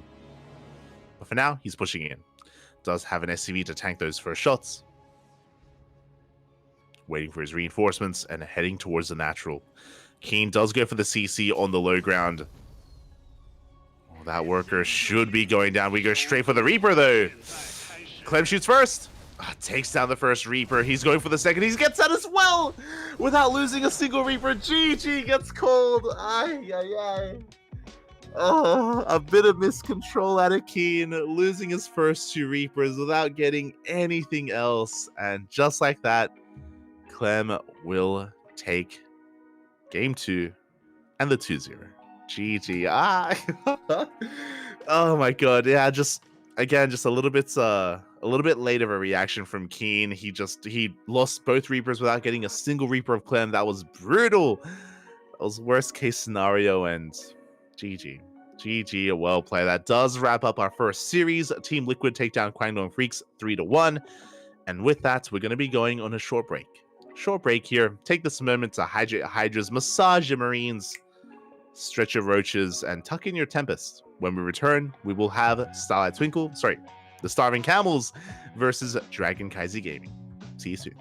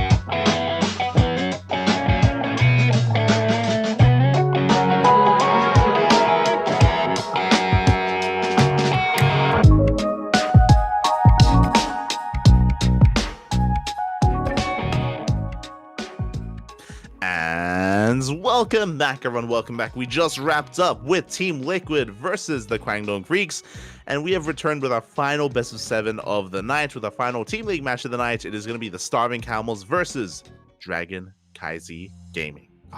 Let's go, Bobby. Let's go. Again, Starving Camels, they were a fan favorite last season. They did so well for themselves. I feel like I'm becoming a broken record, but they have been struggling this season. Without Firefly to lead the way, to lead the charge, they have been struggling here in this season, in the winter season of WTL. We'll see if they can fight back as we are loading on into game 1. In the top right-hand corner for the Starving Camels, I'm waiting for the zoom. It's Cyan. There we go. In the bottom left, we have for Dragon Kaizi Gaming, Hero. The Red Bull cat. Let's go. Let us go. I love that the both players stretched their necks at the same time. that was synchronized. That was beautiful. The Protoss, they are joined by the Kala. And we're getting into this PvP, and even though on paper, Hero, he is one of the best Protoss in the world, recently beating MaxPax in the finals of, I believe, Kung Fu Cup a couple of days ago. Hero really flexing his PvP skill, and this is a big part of that as well. Big shout out to Doyu, Honkai Star, Taido, and Orderful. You do love to see it. Lovely sponsors. Without them, WTL would not be a thing. But yeah, Hero has been adapting his PvP recently. I don't know if you noticed, but he is going for a gate expand on the low ground. Hero has adopted the MaxPax opener. Hero alongside Nightmare, they have recently, when I say recently, I mean over the past 2 weeks, I want to say, around 2 weeks, they have been embracing the gate expand on the low ground, even on maps where it isn't safe to do so. This is historically what MaxPax does, and historically, only MaxPax does this. So it's really cool to see some of the Koreans embrace it a little bit more, specifically this patch. I do think that a big reason for this is because these ramp maps are so they're so few and far between. It's only Radisson Station and Side Delta. They are the only 2 maps that have ramps leading into the natural. So it's really cool to see a couple of the Koreans embrace this. And yeah, as a result, Hero, he has a much more economic opener. We'll see how Cyan approaches this. We shall see. For now, we have a double Adept opener here from our Protoss player. We have a Proxy Pylon being thrown down as well. Aggression is upon us. And we'll see if Hero can keep up. We'll see if Hero can recognize what's going on, adapt, and defend.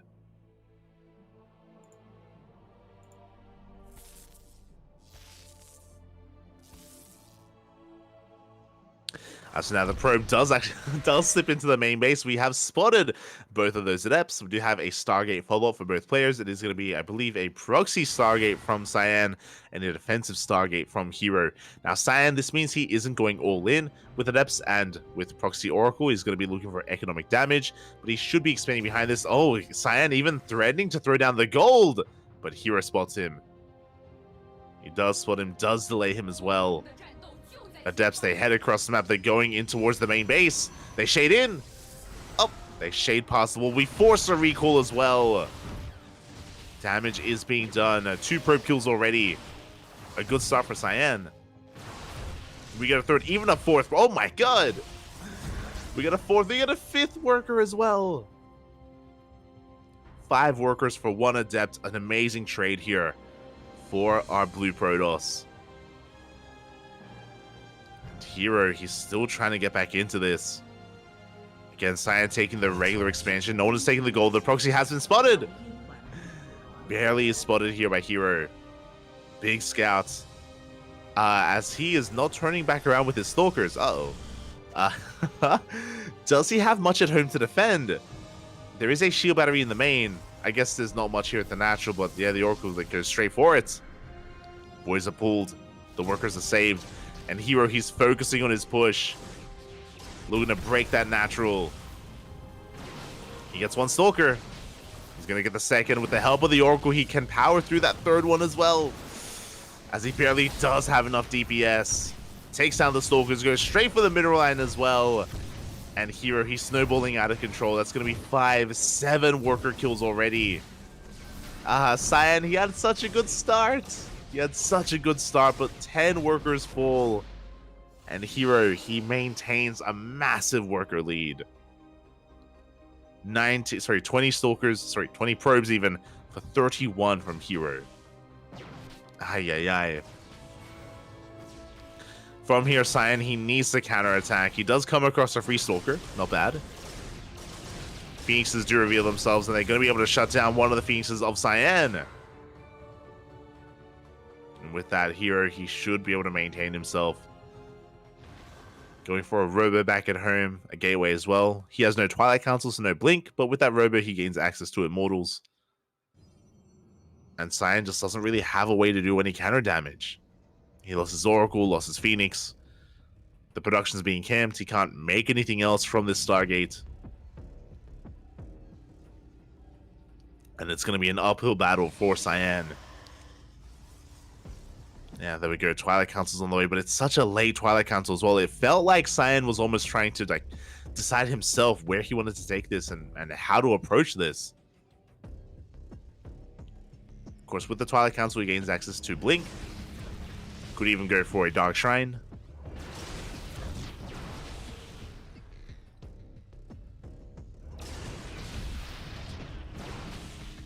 Here we go, as we get 3 more workers towards the end. 3 more workers go down. Some people asking us, Cyan, he did just wrap up his series a couple of minutes ago. Cyan is still in ESL Masters, but should be playing tomorrow.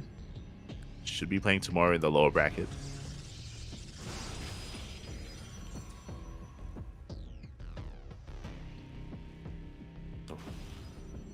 As we have that Blink on the way, Hero just building himself up. Again, he's had such a robust economy, and once he breaks free, he can take his 3rd base. He can continue to just reinforce.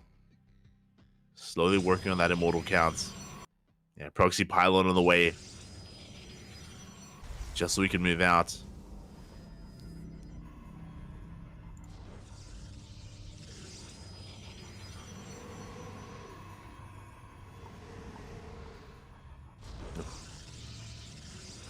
And yeah, here he's just doing such a great job of containing his opponents. There's just no way to move out, not without these Phoenixes punishing you. At least until Blink finishes. Once Blink is done, then Cyan, he can try to keep up with his opponent. Try to shut down some of these Phoenixes. Until then, though, Hero, he can do whatever he wants. And no, he does bypass the army! No! The mineral line's exposed. 8 more workers go down. Ay. Again, Cyan, he was already struggling economically, and now even more so. And is there any coming back from this? For now, 3rd Immortals on the way. Now, most likely, Hero won't be pushing until he has Blink. And Blink is still a ways off for Hero. So he's most likely going to be stuck at home, getting his 3rd base up and running. We have a Proxy Gateway being thrown down. +1 is on the horizon. And Hero is pushing.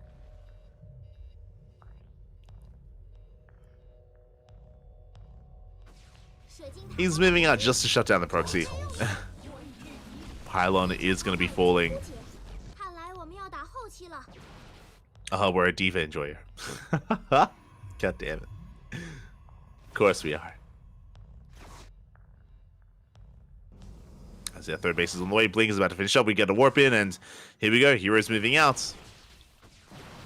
The armies are comparable. Yes, that's true, but Hero, he has a little bit more complexity to his army. He's got the Immortals. He has the Phoenixes as well. Oh my god, the Immortals, they're going ham on this army. Just chunking away at these Stalkers. We are lacking a way to reinforce. The Gateway was depowered. But you can see that, yeah, we're just being zoned away from the 3rd. Stalkers coming in from behind. Can we dive on top of the Immortals? We're gonna try to as we dive on in. Like, Cyan was playing while drinking coffee there as well. GG gets called, and Hero, he will take game number 1. GG, well played. Yeah, I mean, it was an uphill battle. We saw just how much economic damage Cyan was taking throughout all of that, and yeah, with that, Hero does take the first game. Getting a solid performance there out of Hero. Looks like we're just resetting the cams. And it's going to be Cyan's map of choice. Oh, and we are going for Equilibrium. Let's go. Equilibrium is coming up next. Interesting map of choice here for Cyan. With Equilibrium, there are a lot of bases to be taken. There is, of course, the gold base as well that is available. I'm curious if he plans on doing something with that. Again, very curious how he wants to approach game number 2 here and what he has prepared for Hero. I'm ready for it. I am ready for it. Again, looking at the rest of the lineup, it is going to be more mirror matches. We've had nothing but mirror matchups today. We had non-stop TVTs and PvPs earlier. Now we have this PvP. Following this is Silky versus Dark in a ZVZ. And at the end of the night, we're finally going to have something a little bit different. Finally going to have a non-mirror matchup with Tudming versus Oliveira. Oh, we're getting there. We're getting there. As we load into game 2, and oh my god. In the top left-hand corner, we have, for the Starving Camels, our blue Protoss player. It is Cyan. Oh, let's go. And in the top right, we have, for CranKy Gaming, Hero.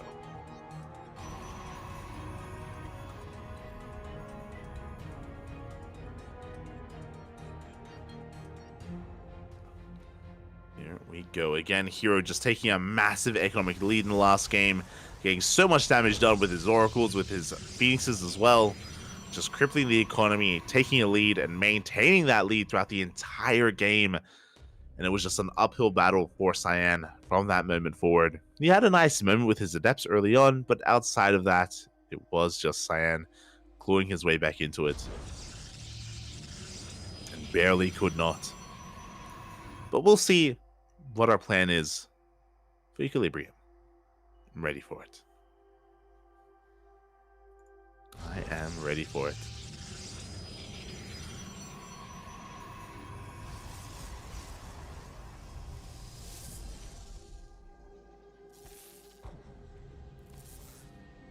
So now we do have the probe getting into the main. Going to be a double gate opener here from Cyan. We mentioned earlier how Hero has been going for the gate expand on the low ground. He has been very fond of it in recent weeks. Again, another adopter here of the Max Pack style, just going for these greedy openers and goading his opponent into an all-in. Cyan, he comes in with a probe scout. He does see the low ground wall off. Question becomes, is Cyan going to try and punish this? Is he going to try and all-in?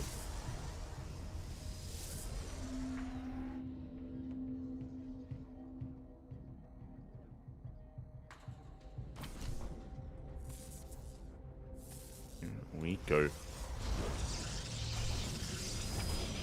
So now we have a delay. Pylon's thrown down. We did have a double gas opener out of Hero, so he's going for a faster Stargate before that expansion. Again, it's very common to do so when you go for a gate expand, to go for the Stargate first. Just so you can get not just an Oracle to get harassing damage, but also a safety Void Ray as well to keep yourself alive, to defend against a potential all-in as well. Speaking of Hero, he's just trying to get a read on what his opponent is up to. Saw both gateways. Saw the pylon being set up. Speaking of, finally we can expand a very delayed Nexus here from Hero. And my eyes are on Cyan. How do we approach this? We still have that probe out on the map, but we haven't thrown down a pylon yet. We haven't committed to any kind of technique. It looks like Cyan, I'm loving this response. I think he wants to take his gold. Yep, he's going right for it. The gold base is being taken. And this is a good way to keep up with the economy. Even though Hero technically has a faster Nexus, that is true. The Nexus that Cyan goes for does have a lot more value to be had. Again, a good way to keep up with the greed of Hero. As long as he's able to hold on to it. As long as he minimizes his losses. And does maintain control of his bases. As there is that safety Void Ray on the way. Again, Void Rays are very niche in PvP. This is basically the only kind of instance you would really make them. is for early game defense, keeping yourself safe. Especially when you have a very finite amount of production available to you. Hero behind this going straight for a forge as well. Oh my god. So greedy here. Hero going to gain access to a very fast +1 attack. And even cannons. Here comes the scouts. Oracle dips in, and we do get eyes on the natural base. Question becomes, can Hero do anything about it? He does have his first Void Race, second Void Race on the way. Hero, he's pushing. He wants to try to snowball out of control. He wants to try to punish the space sooner rather than later. We do get the recall here at the natural. I don't think that was quite intentional as we hallucinate a Colossus of all things. Void Ray rocks up, but we have 5 Stalkers in position. Hero is being forced back.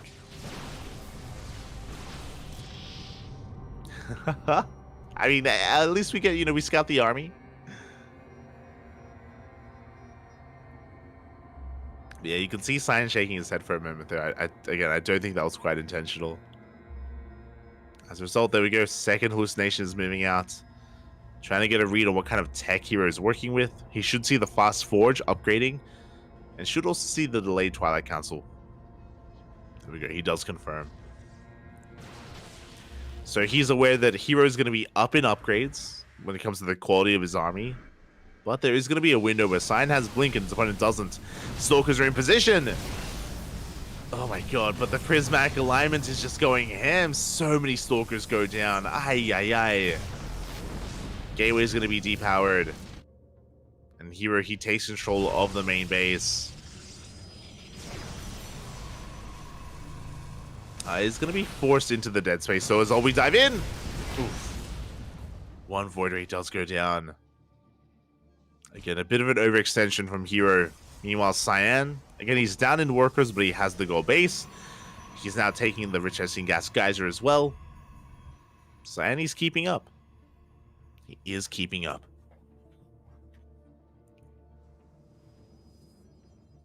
And the power of equilibrium.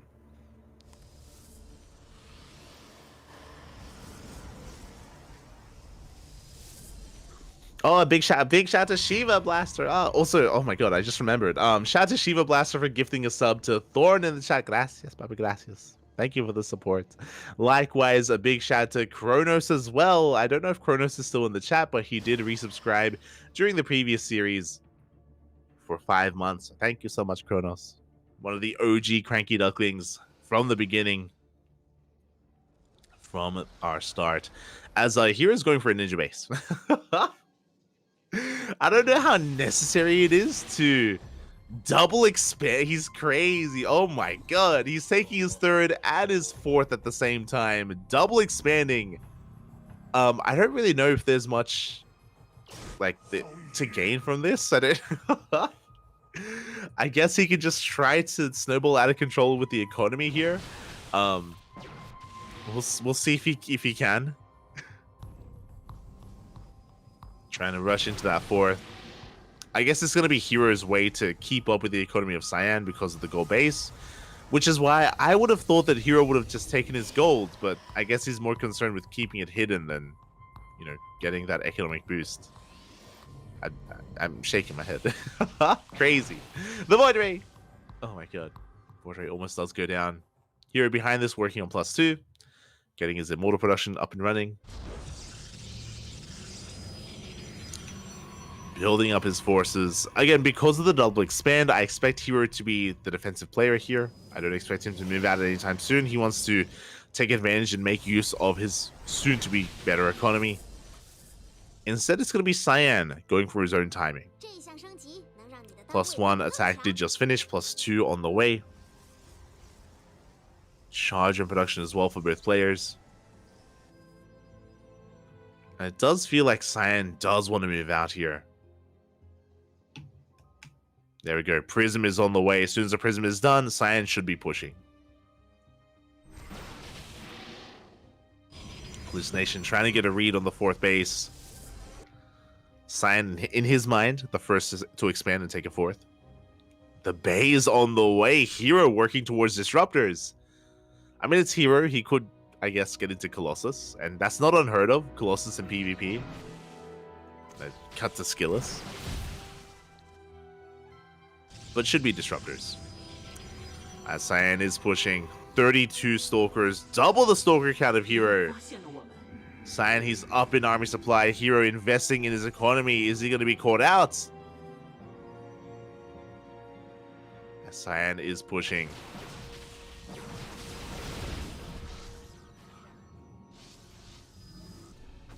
He has the larger army.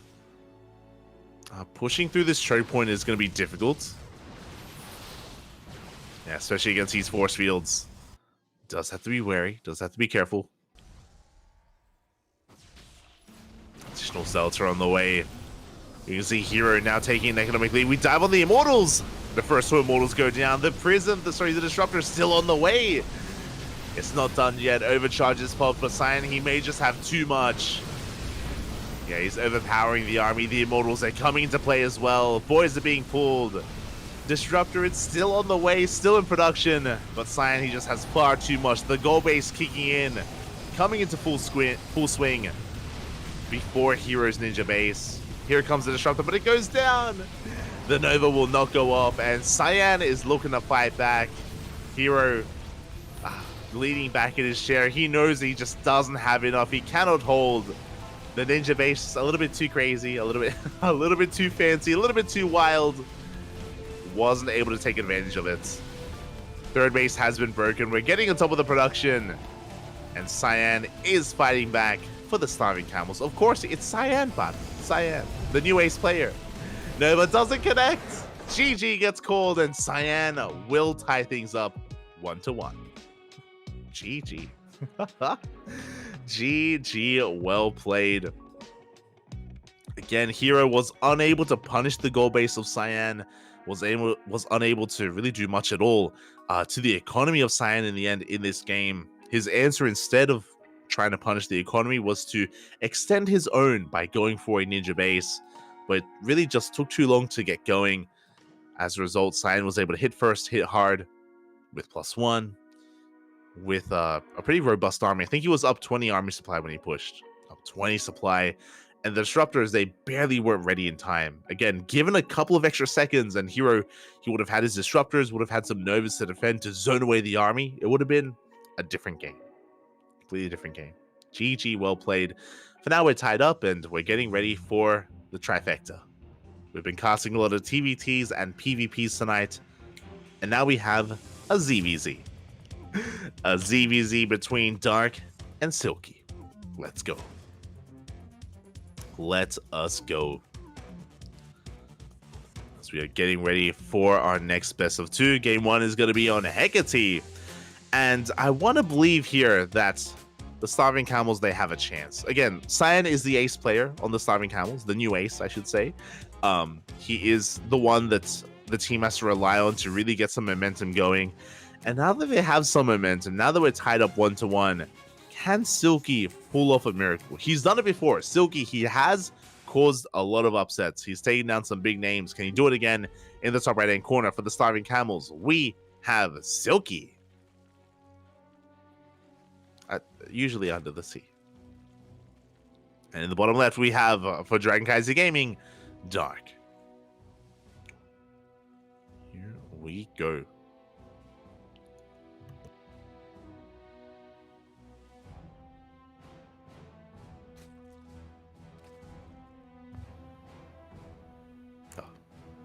Vámonos.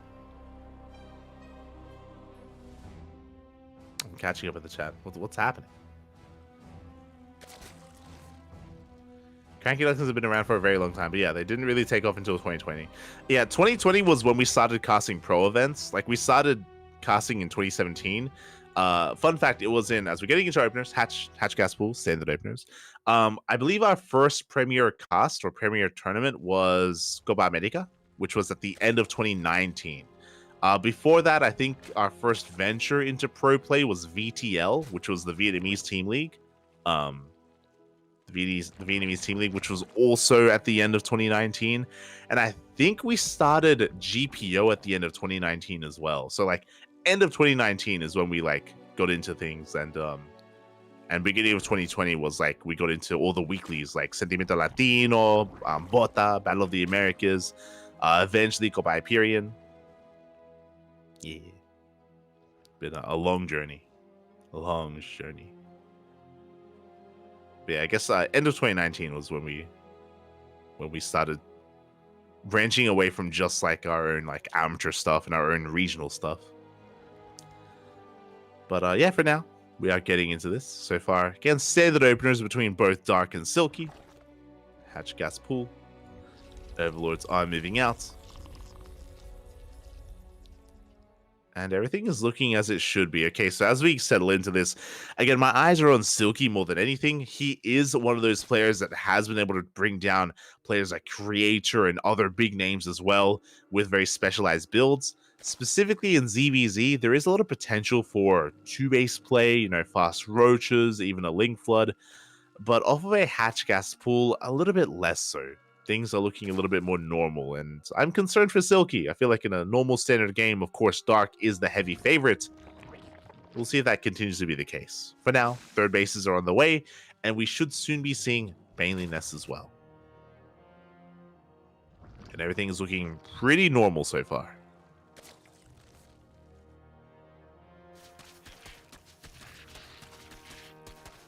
We go. But there we go. Silky actually avoiding the Baneling Nest. It should have been thrown down by now.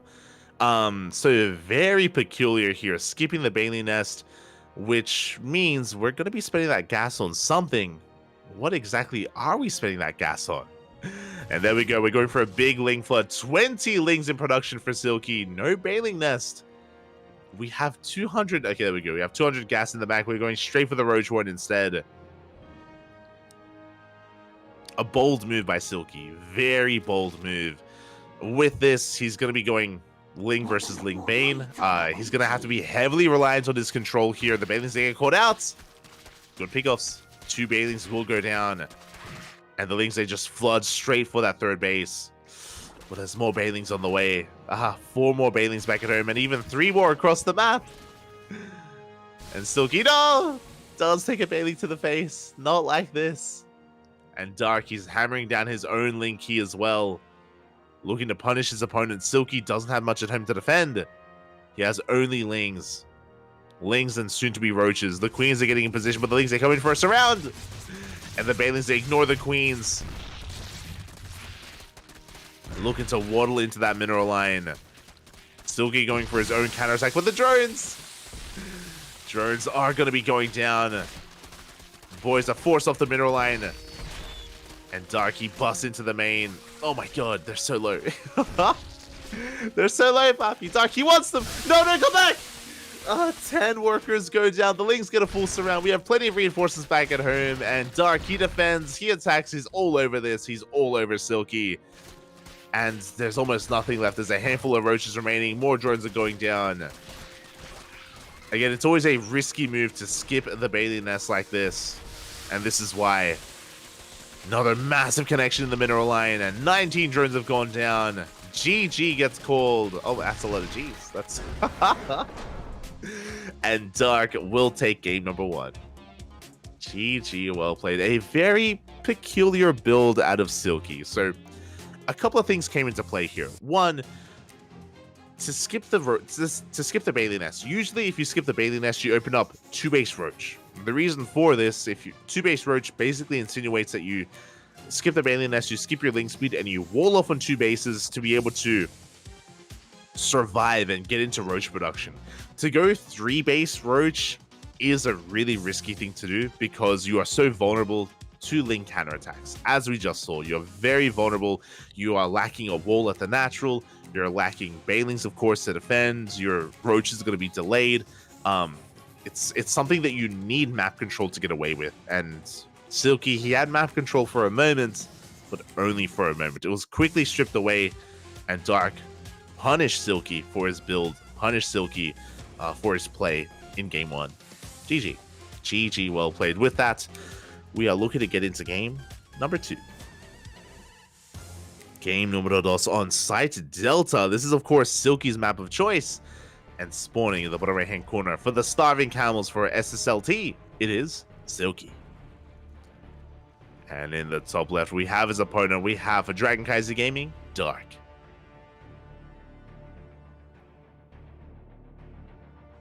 Here we go. We're settling into that second game, and Silky's droning. We're both players. To be fair, both players are going to be droning here. No crazy 12 pool shenanigans. Not yet. Not yet.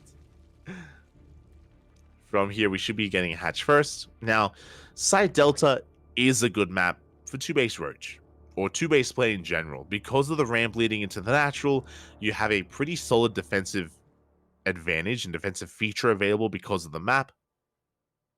And if you wanted to, you can try to skip the Ling Bane portion and get straight into Roaches, but we'll see. We'll see if either player goes in that direction, or if we do try to play this straight up like the previous game, getting into a third, getting into Ling Bane. For now, hatch gas pool. Standard opener, Bobby. Standard opener.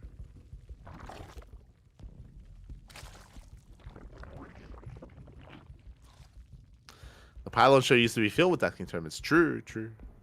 Yeah. Feels pylon show, man. Feels pylon show.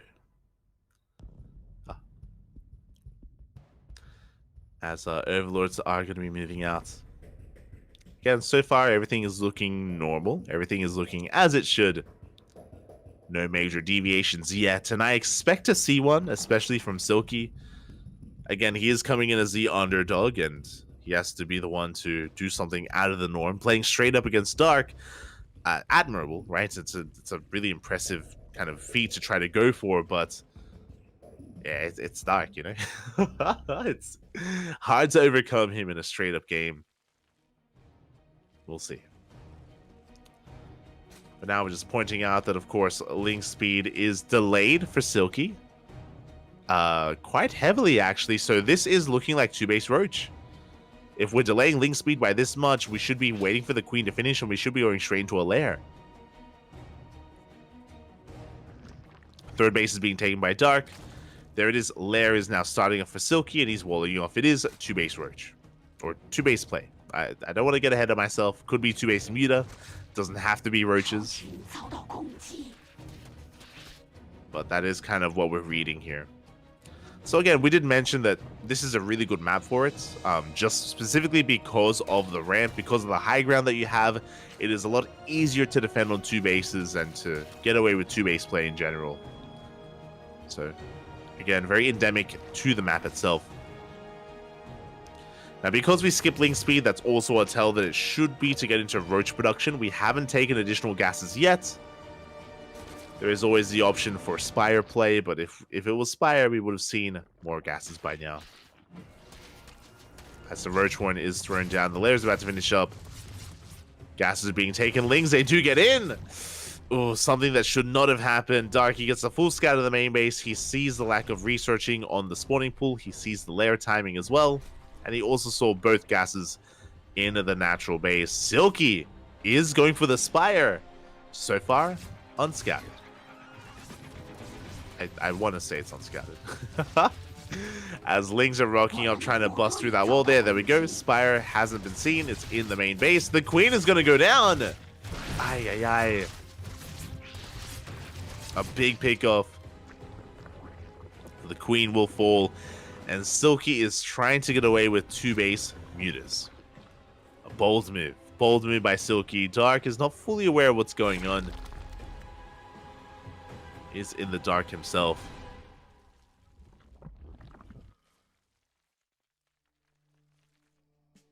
+1 range is on the way. I'm curious if we're going to cancel or commit to +1 range. I'm curious if Silky only plans on making a handful of Mutas from map control and then going into Roaches, or doubling down on Muta production.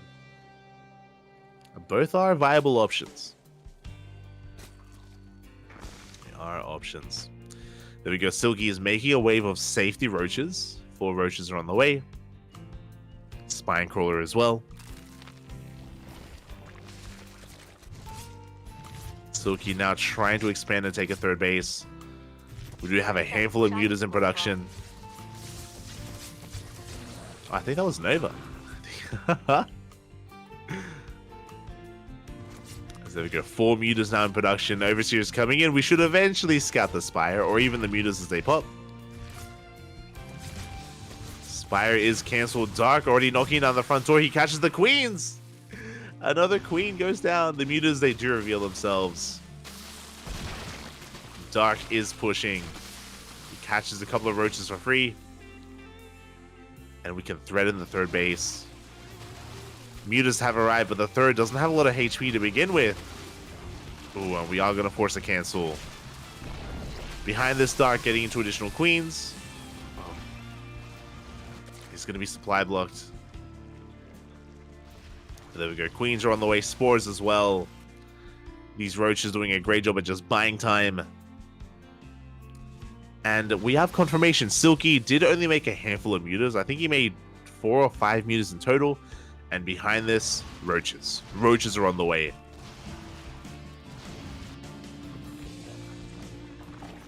Which again, wise choice here from Silky.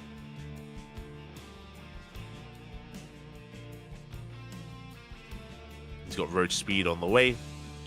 +2 range as well. Dark going to be doubling down on tunneling claws and burrow as well, just to make use of his roaches so we can try to harass across the map and bypass those mutas. I'm loving the spore placement in each base and between the third and the fourth. Sorry, the third and the natural.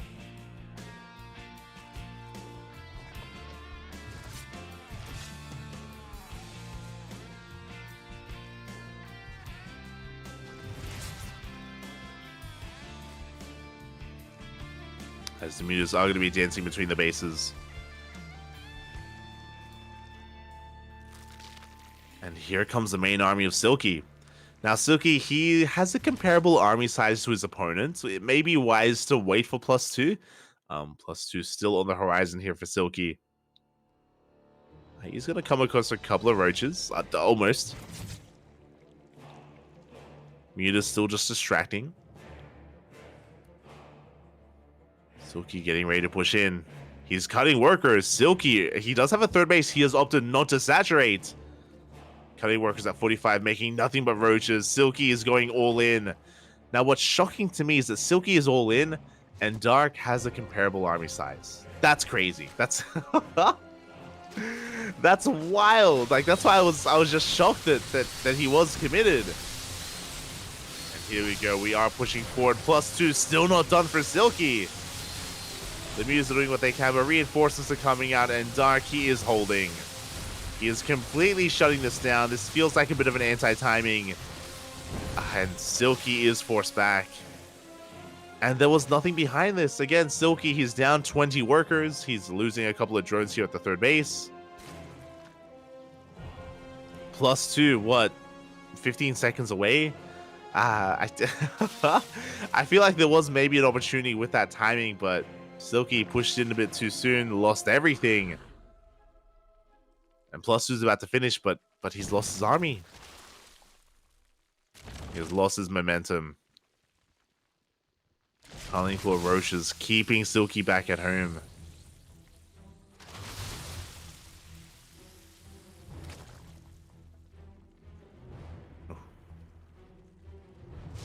And with that, Dark has a massive lead. Like, it's an insane lead that Dark has. He cleaned up all the mutas. They went down to the queens.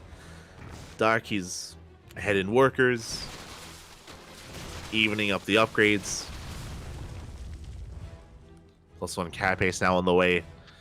And Dark is maxed. He's up 50 supply. Even 60 supply at this point.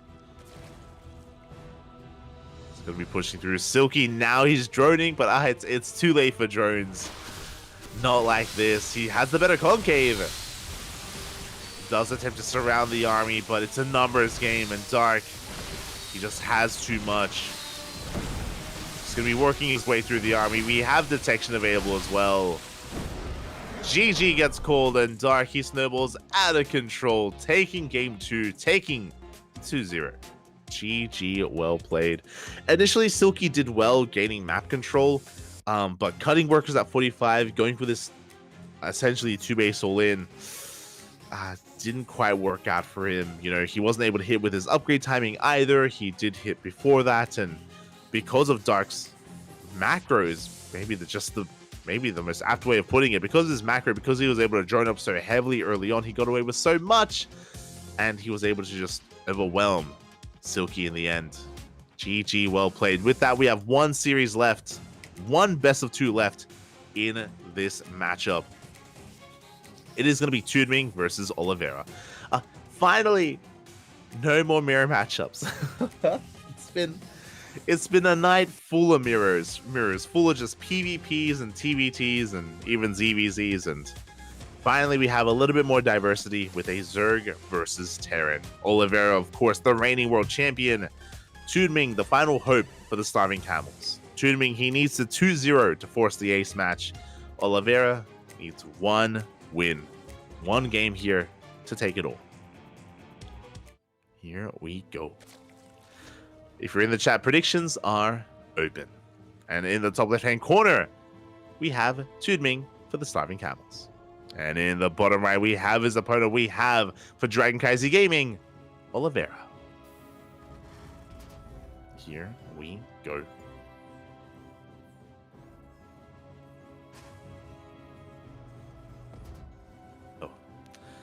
Finally, we do get a little bit of diversity here, and Oliveira is going for a low ground 2 racks.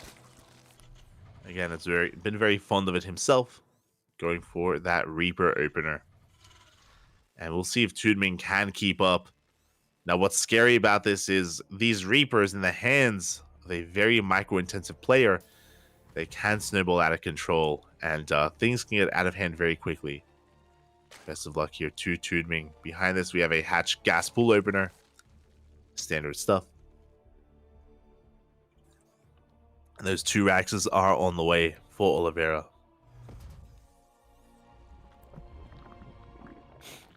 Mirror, mirror on the wall, tell me which mirror match is the most beautiful of them all. I mean, the answer it has to be PvP. It has. I have a very soft place in my heart for PvP. It's beautiful. It's beautiful because of how chaotic it is. I should preface that. I always have to preface that. PvP, Korean PvP. Okay, I want just aggression and nonsense. I want that last series that we had where we had a goal base against what Hero was doing. I don't want this. I don't want none of this disruptor versus disruptor. No. Give me the early to mid game.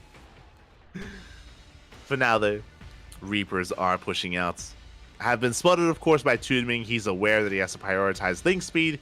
He's aware as well that he has to delay his 3rd base. As the way that this works here, Oliveira, he isn't all in by any means. He's expanding behind this. His goal here is to just gain map control, contain his opponents, and maybe even get a couple of worker kills. As the Reaper has arrived. Gonna be dancing with these lings. Dancing with the queens. Queen does pop out. We haven't pulled out a gas, which is a little bit odd. Gas mining is still well underway here for Tudming, which means this could lead into a fast lair, could lead into a Bailey nest as well. I'm curious. Oh my god. The kiting. Oliveira really wants that queen. He's checking, just confirming that there is no 3rd. Behind this, we have a 3rd and 4th rack, so it's a 2 racks opener leading into a 4 racks. Very aggressive build here by Oliveira. He wants the queen! Oh my god. And he barely doesn't get it.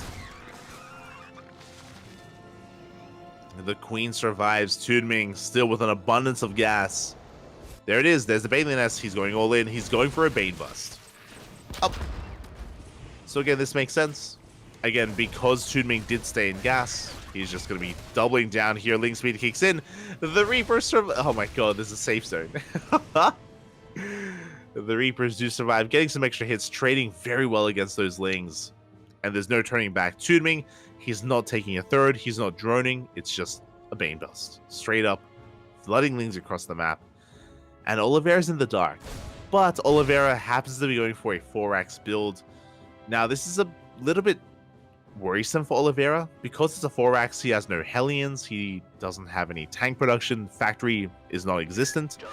And without factory-based units, defending against this can be difficult. He has to rely so heavily here on kiting, on splitting, on avoiding those Banelings. No bunker either. Oliveira, he didn't scout. He doesn't know about the Baneling nest. He doesn't know. He is a woefully underprepared. Tunming, he has a chance. He can pull this off. Here we go. The Banelings, they do reveal themselves. The wall has been broken. But the wall of Marines are too good. The target firing as well. The Banelings, they will not connect. And just like that, Oliveira holds. Again, very good control. Focusing down every one of those Banelings. Oliveira, he maintains his economy, maintains his army. Stim is on the way. And he's getting ready for his own push. Meanwhile, Tunming is still all in. He hasn't droned. He's going for round 2. Another Baneling nest.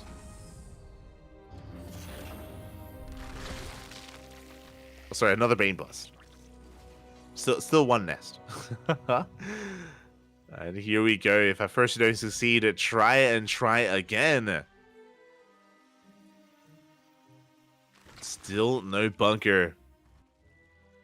But the spread of Marines is just looking a little bit too good. There's just so much DPS here.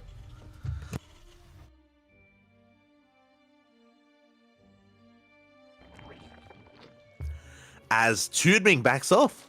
He's droning. Oh my god.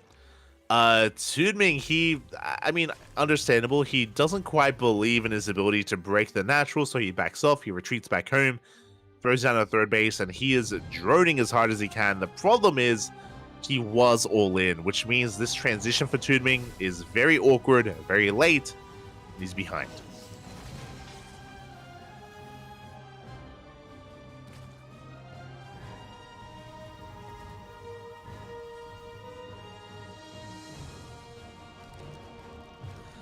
Oh boy, it's going to be an uphill battle here for Tunming. Lair is on the way. Oliveira is just building up his army. He's trying to get a read on what's going on, trying to figure out where exactly the army is. Scan reveals the saturation at the natural as well as the gas guys are being taken, so now he knows his opponent is droning. He knows his opponent is attempting to transition. With that layer, of course, we can get into Baneling Speed, which is going to be the most important upgrade here for Tunming. And Oliveira keeps his main army back at home.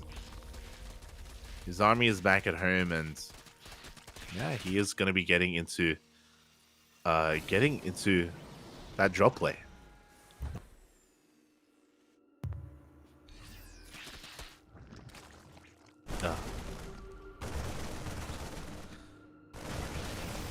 Here we go. Once again, good target. Oh god, the target firing. Once again, good target firing here on those Banelings. Baneling Speed is on the way, but here comes the push. Oliveira, he has identified that the army is back at home, which means he is free to move out. Oh boy. Not like this. He is free to move out, and without Baneling Speed, it's going to be a tough hold here for Tunming.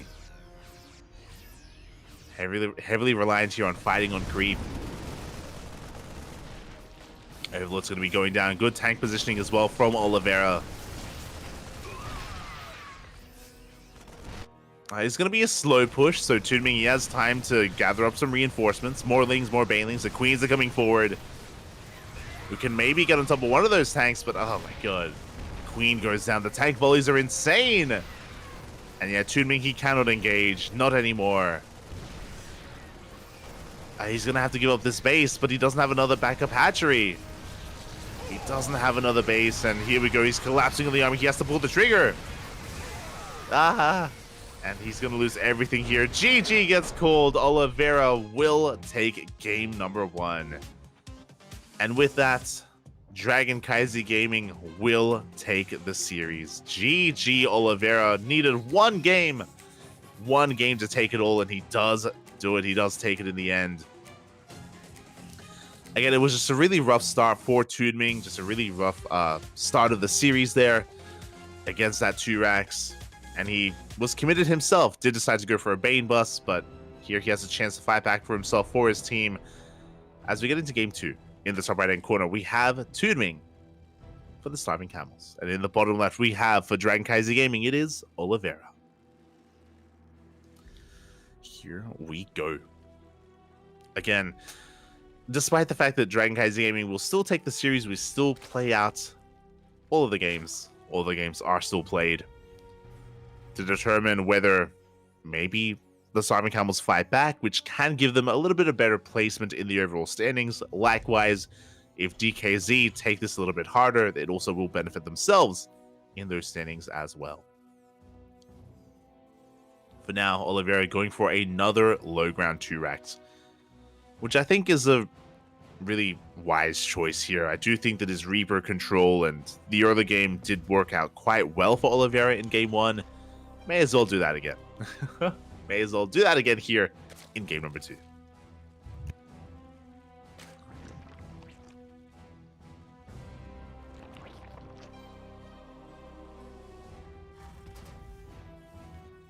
As for now, the Raxes are in production. We do see Toonming going for a hatch gas pool, standard opener. Nothing too crazy. Nothing too out of the norm. Just like the previous game, once we realize what's going on, Toonming should be staying in gas, should be prioritizing link speed, and then should be pulling out of gas. If he stays in, then it is indicative of something like a Bane Bust or a fast lair. So we'll be keeping our eyes on Toonming once again here in game 2. As the Overlord comes in and does confirm the 2 racks. Does get eyes on the Reapers coming out. And with that, Toonming should prioritize link speed and should be getting ready back at home. Of course, CC is on the way. And we do get link speed. We pull out of gas this time, which means there will not be a Bane Bust follow-up. Toonming going for some more standard play instead. A standard reaction. Reaper is going to be dancing with the army. So far, we haven't quite picked off anything yet. Going to be threatening those drones. Queen is about to pop out. With the arrival of the Queen, Reaper does have to respect it. Does have to back off. At least one of the Reapers does. Oh my god. Grenades going to be popping off. And we have the same transition. Oliveira, he's working towards a 3rd and a 4th racks. Oh, Toonming. Pappy. If you look at the minimap, he has taken a 3rd base. He's taken a ninja base. But before we can talk about that, we do dive on top of the Queen. The Queen will barely survive. And the Reapers make it out as well. But yeah, Toonming, he's expanded at the 4th base location. Bold move. I feel a little bit unnecessary, but a bold move nonetheless. With this, he will have a better economy leading into the mid-game. His bases are going to be very spread out and very exposed, but he will have it. As the Reapers, they do dip into the main base, getting a couple of extra links. Link speed is about to kick in. Oliveira knows. Oliveira should get the hell out of here. As we do get eyes on that 4th. Link speed kicking in. Oh no! Oliveira, he checks. He gets forced over to the right-hand side. And he does get eyes on the hatchery. He's aware. He knows. And this is his next target. Again, he's going for a 4x follow-up. Now, this is something that he wasn't able to really make use of in the last game because Toonming was all in. But essentially, this is a stim timing. Stim, combat shields, the upgrades are on the way. And Oliveira is going to have a mass amount of Marines because of the 4x. He's going to be pushing soon. And he should be pushing without medevacs. You know, this is an earlier timing. Because of this, it's a little bit committed and you have to be very careful with how and when you stim. Because there are no medevacs, you have no sustain with your army. So every stim does hurt. It does kill you. It means that you have 1, maybe 2 stims with your Marines. You have to make them count. As I imagine Oliveira is going to want to make a beeline for the 4th base. But we'll see. Until then, Toonming, he's going to be droning up to around 40. We have Lings on the way, Bailing Nest as well. But here comes the push.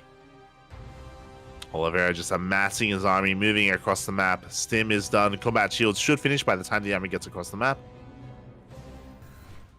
And can he be stopped? Does Tudming have enough? He's pulling his queens together. He's amassing his lings. I do think that he can hold on to the ramp, but we can see that because Oliveira saw the hatchery, he knocks down the rocks and he's going for the 4th base.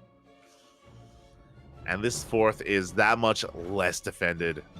We can see Tudming going to be rotating around. The queens are a little bit late to the party. The lings are trying to get us around as well, but these marines are trading so damn well. They clean up the lings. And we can go straight for the drones. We won't be able to break the queens. Oh, forcing another stim.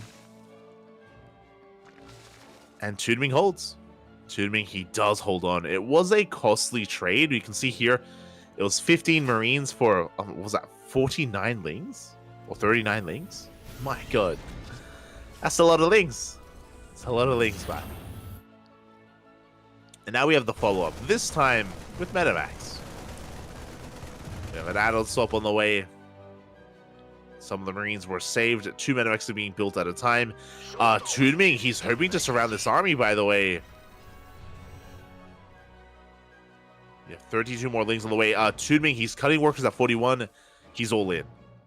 Tudming, he's going for a massive ling flood. Cutting workers very early on. It's all or nothing for Tudming. It's all on the table. Behind this, Oliveira, he's working on a 3rd CC, +1, tank production, Medivacs.